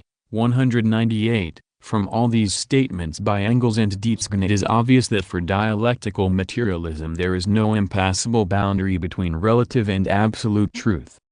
Bogdanov entirely failed to grasp this if he could write it. The world outlook of the old materialism sets itself up as the absolute objective knowledge of the essence of things, Bogdanov's italics, and is incompatible with the historically conditional nature of all ideologies.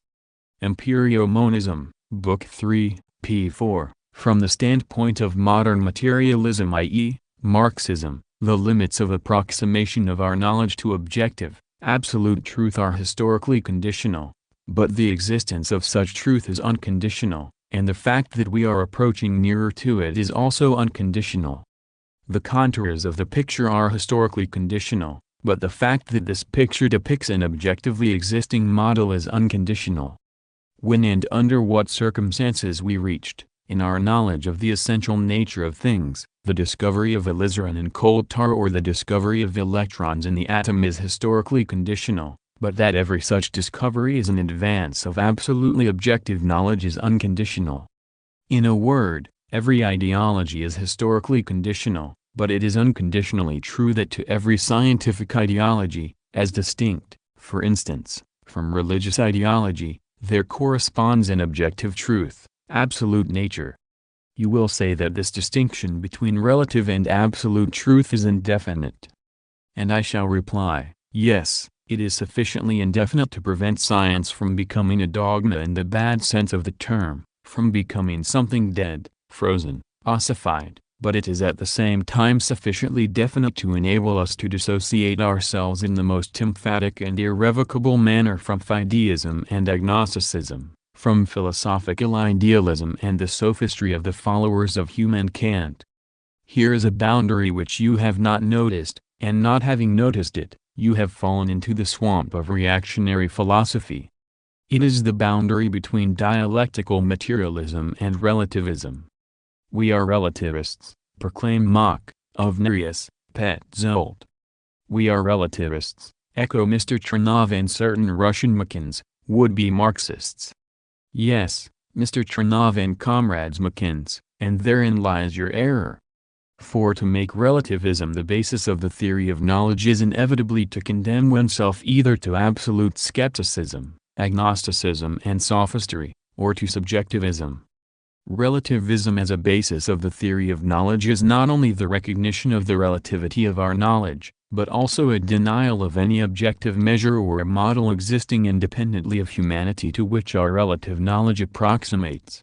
From the standpoint of naked relativism one can justify any sophistry. One may regard it as conditional whether Napoleon died on 5 May 1821, or not. One may declare the admission, alongside of scientific ideology, convenient in one respect, of religious ideology, very convenient in another respect, a mere convenience for man or humanity, and so forth. Dialectics, as Hegel in his time explained, contains the element of relativism, of negation, of skepticism, but is not reducible to relativism. The materialist dialectics of Marx and Engels certainly does contain relativism, but is not reducible to relativism, that is, it recognizes the relativity of all our knowledge, not in the sense of denying objective truth, but in the sense that the limits of approximation of our knowledge to this truth are historically conditional. Bogdanov writes in italics, consistent Marxism does not admit such dogmatism and such static concepts as eternal truths. Empirio-monism, BK 3, p9, this is a muddle. If the world is eternally moving and developing matter, as the Marxists think, reflected by the developing human consciousness, what is there static here? The point at issue is not the immutable essence of things, or an immutable consciousness, but the correspondence between the consciousness which reflects nature and the nature which is reflected by consciousness. In connection with this question, and this question alone, the term dogmatism has a specific, characteristic philosophical flavor. It is a favorite word used by the idealists and the agnostics against the materialists, as we have already seen in the case of the fairly old materialist, Feuerbach. The objections brought against materialism from the standpoint of the celebrated recent positivism are just ancient trash. The criterion of practice and the theory of knowledge. We have seen that Marx in 1845 and Engels in 1888 and 1892 placed the criterion of practice at the basis of the materialist theory of knowledge. 24. The dispute over the reality or non-reality of thinking which is isolated from practice is a purely scholastic question, says Marx in his second thesis on Feuerbach. The best refutation of Kantian and Humean agnosticism as well as of other philosophical crotchets, Schrullen, is practice, repeats Engels.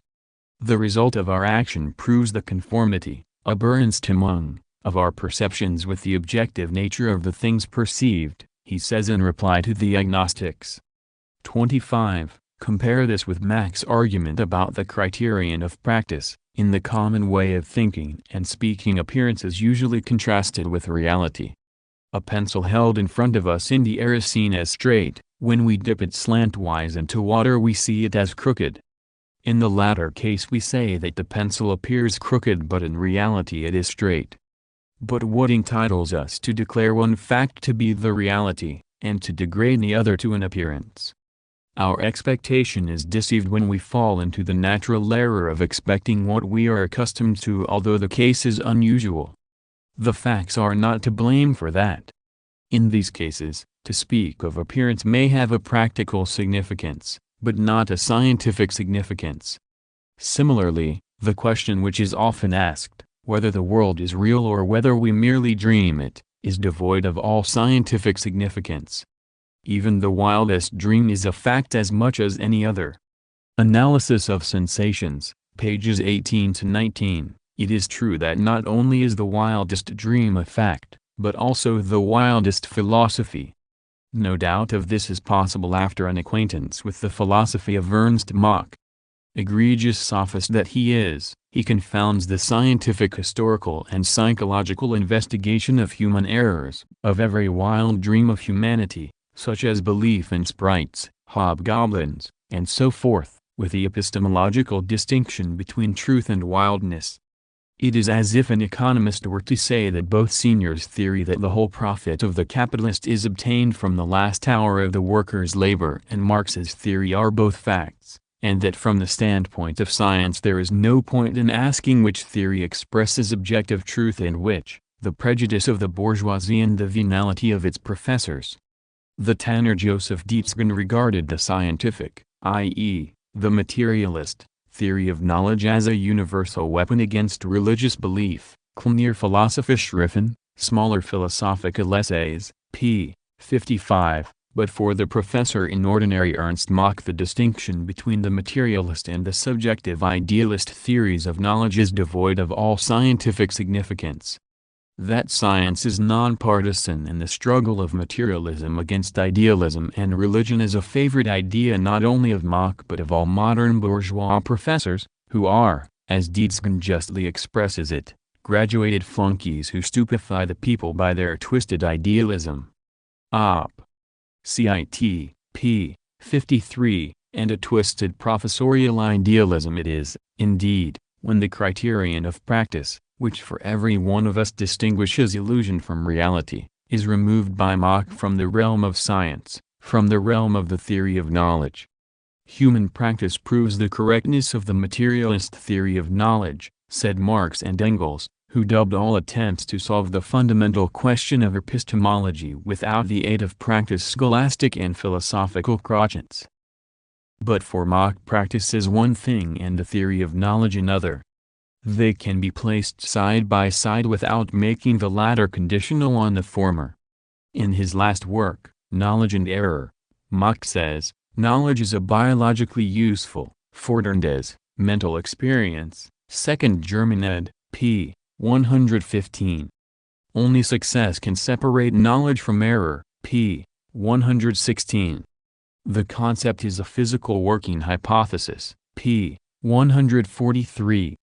In their astonishing naivete our Russian McKin-would-be Marxists regard such phrases of Marx as proof that he comes close to Marxism.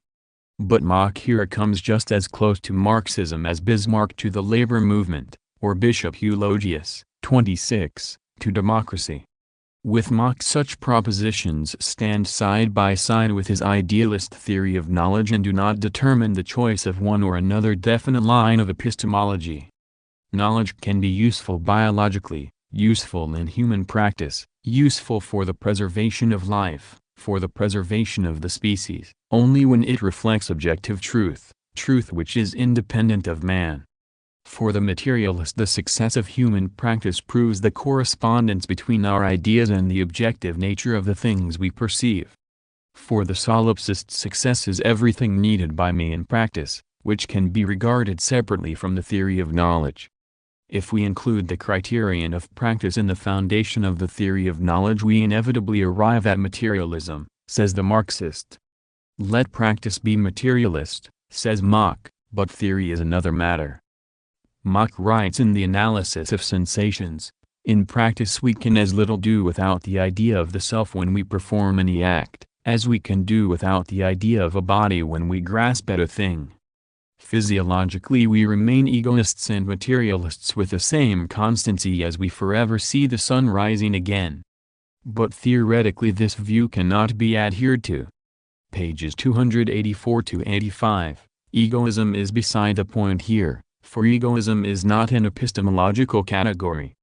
The question of the apparent movement of the sun around the earth is also beside the point, for in practice, which serves us as a criterion in the theory of knowledge, we must include also the practice of astronomical observations, discoveries, etc. There remains only Mach's valuable admission that in their practical life men are entirely and exclusively guided by the materialist theory of knowledge. The attempt to obviate it theoretically is characteristic of Max Gellert's scholastic and twisted idealistic endeavors.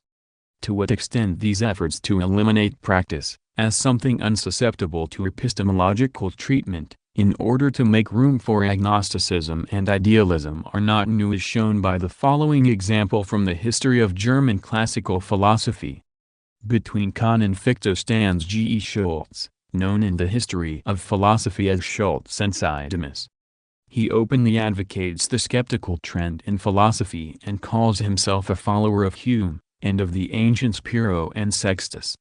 He emphatically rejects everything in itself and the possibility of objective knowledge, and emphatically insists that we should not go beyond experience, beyond sensations, in which connection he anticipates the following objection from the other camp: since the skeptic, when he takes part in the affairs of life, assumes as indubitable the reality of objective things, behaves accordingly, and thus admits a criterion of truth, his own behavior is the best and clearest refutation of his skepticism.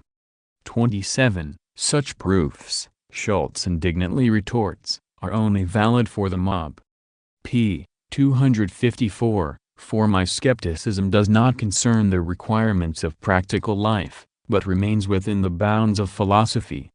Pages 254, 255. In similar manner, the subjective idealist Fichte also hopes to find room within the bounds of idealistic philosophy for that realism which is inevitable, sicherlich, for all of us, and even for the most determined idealist, when it comes to action, i.e., the assumption that objects exist quite independently of us and outside us. Werke, I. p. 455. Mach's recent positivism has not traveled far from Ch2 and Fichte. Let us note as a curiosity that on this question too, for Bazarov there is no one but Plekhanov, there is no beast stronger than the cat. Bazarov ridicules the Salto Vitale philosophy of Plekhanov, Studies, p. 69, who indeed made the absurd remark that belief in the existence of the outer world is an inevitable salto vitale, vital leap, of philosophy. Notes on Ludwig Feuerbach, p. 3, the word belief, taken from Hume, although put in quotation marks, discloses a confusion of terms on Plekhanov's part. There can be no question about that. But what has Plekhanov got to do with it? Why did not Bazarov take some other materialist, Feuerbach, for instance? Is it only because he does not know him? But ignorance is no argument. Feuerbach also, like Marx and Engels, makes an impermissible, from the point of view of Ch2, Fichte and Mach, leap to practice in the fundamental problems of epistemology. Criticizing idealism, Feuerbach explains its essential nature by the following striking quotation from Fichte, which superbly demolishes Machism. You assume, writes Fichte, that things are real, that they exist outside of you, only because you see them, hear them and touch them. But vision, touch and hearing are only sensations. You perceive, not the objects, but only your sensations. L. Feuerbach, Werke, Expand, p. 185. To which Feuerbach replies that a human being is not an abstract ego, but either a man or woman, and the question whether the world is sensation can be compared to the question, is the man or woman my sensation, or do our relations in practical life prove the contrary? This is the fundamental defect of idealism. It asks and answers the question of objectivity and subjectivity, of the reality or unreality of the world, only from the standpoint of theory. Ibid, p. 189, Feuerbach makes the sum total of human practice the basis of the theory of knowledge. He says that idealists of course also recognize the reality of the I and the thou in practical life. For the idealists, this point of view is valid only for practical life and not for speculation. But a speculation which contradicts life, which makes the standpoint of death, of a soul separated from the body, the standpoint of truth, is a dead and false speculation. p. 192. Before we perceive, we breathe, we cannot exist without air, food and drink. Does this mean that we must deal with questions of food and drink when examining the problem of the ideality or reality of the world? Exclaims the indignant idealist. How vile! What an offense against good manners soundly to berate materialism in the scientific sense from the chair of philosophy and the pulpit of theology, only to practice materialism with all one's heart and soul in the crudest form at the table d'hote. p. 195. and Feuerbach exclaims that to identify subjective sensation with the objective world is to identify pollution with procreation, p. 198. A comment not of the politest order, but it hits the vital spot of those philosophers who teach that sense perception is the reality existing outside us. The standpoint of life, of practice, should be first and fundamental in the theory of knowledge.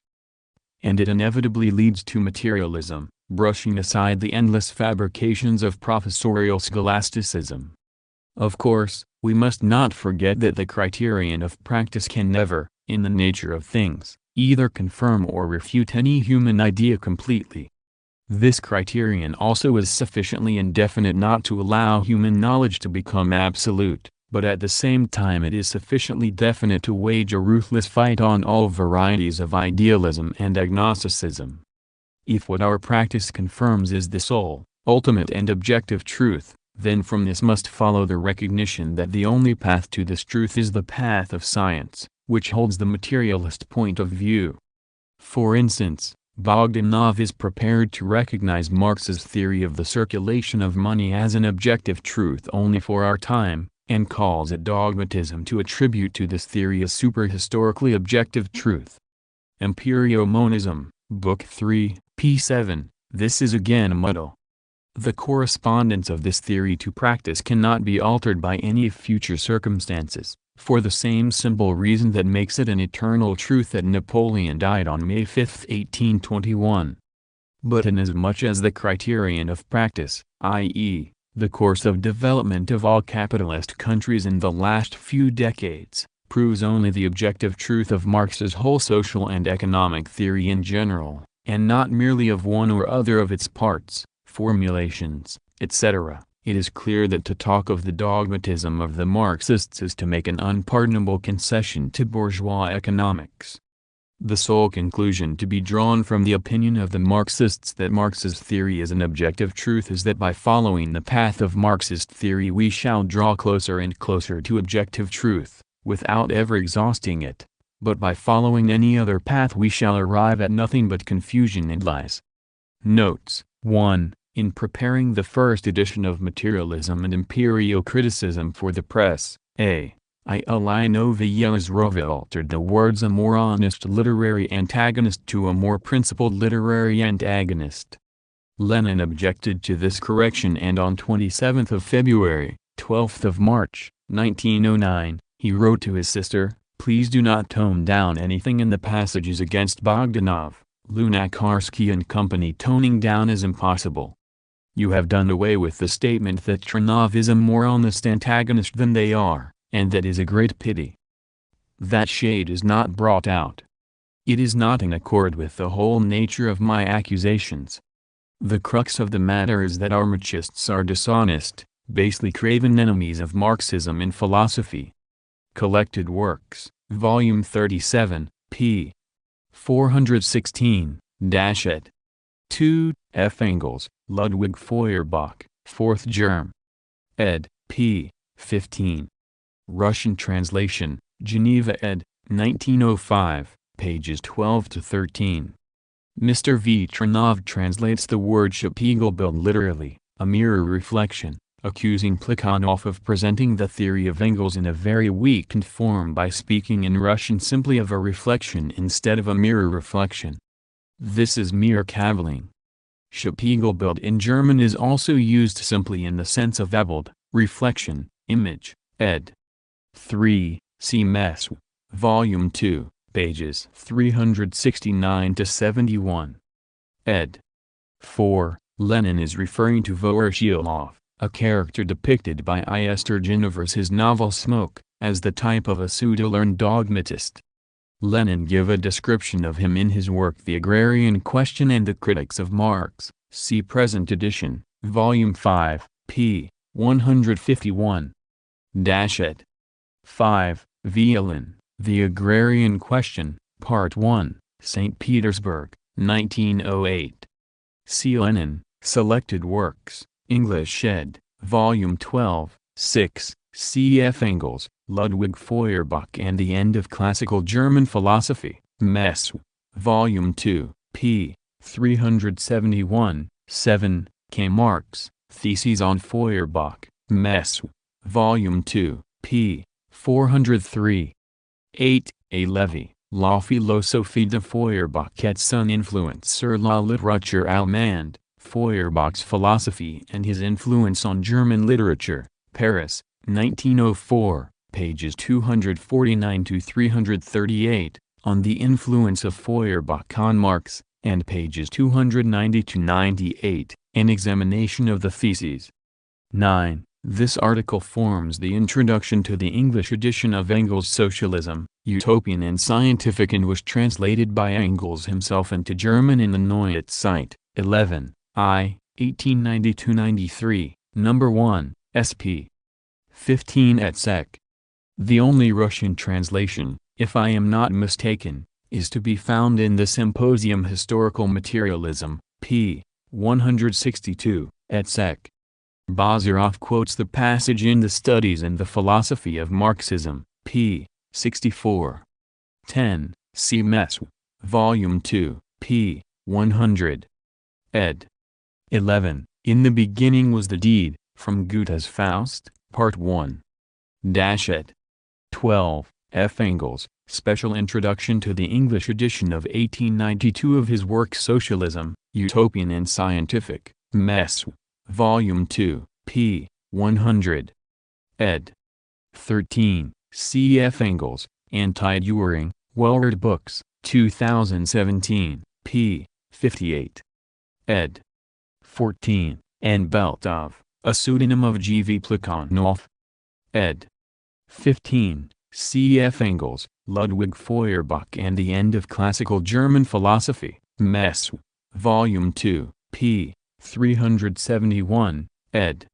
16. G. W. F. Hegel, Enzyklopädie der Philosophischen Wissenschaften im Grundriss, Encyclopedia of the Philosophical Sciences in Outline, Werke, Vi. Band, 1843, p. 83. Cf. p. 122. 17. L. Feuerbach, Sämtliche Werke, Expand, 1866, pages 194–95. 18. Dictionnaire des Sciences Philosophiques, Dictionary of the Philosophical Sciences, Paris, 1875. 19. A. Schweigler, Geschichte der Philosophie im Umriss, Outline History of Philosophy, 15 Aufel, p. 194. 20. Cf. Vitranov, Locke. Cit. p. 64, et seq. Tranov, the Mukin, fully shares the position of Bogdanov, who does not wish to own himself for Mukin. The difference is that Bogdanov tries to cover up his disagreement with Engels, to present it as a casual matter, etc., while Tranov feels that it is a question of a struggle against both materialism and dialectics. 21. C. F. Engels, Anti-Dühring, Wellred Books, 2017, pages 105–106. Ed. 22. C. F. Engels, Anti-Dühring, Wellred Books, 2017, p. 111. Ed. 23. See the letter of K. Marx to L. Q. Gelman of December 5, 1868. Ed. 24. Lenin is referring to Marx's Theses on Feuerbach, 1845, and to the works by F. Engels, Ludwig Feuerbach and the End of Classical German Philosophy, 1888, and the special introduction to the English edition of 1892 of his Socialism, Utopian and Scientific. Ed. 25, see Mess. Volume 2, pages 403–101. Ed. 26, Bishop Eulogius, member of the State Duma, a monarchist and extreme reactionary. Ed. 27, G. E. Schultz, Enzeidemisode über die Fundamente der von dem Herrn Professor Reinhold und Jena gelieferten Elementarphilosophie, Enzeidemis, or the Fundamentals of the Elementary Philosophy propounded by Professor Reinhold und Jena, 1792, p. 253. 3. The Theory of Knowledge of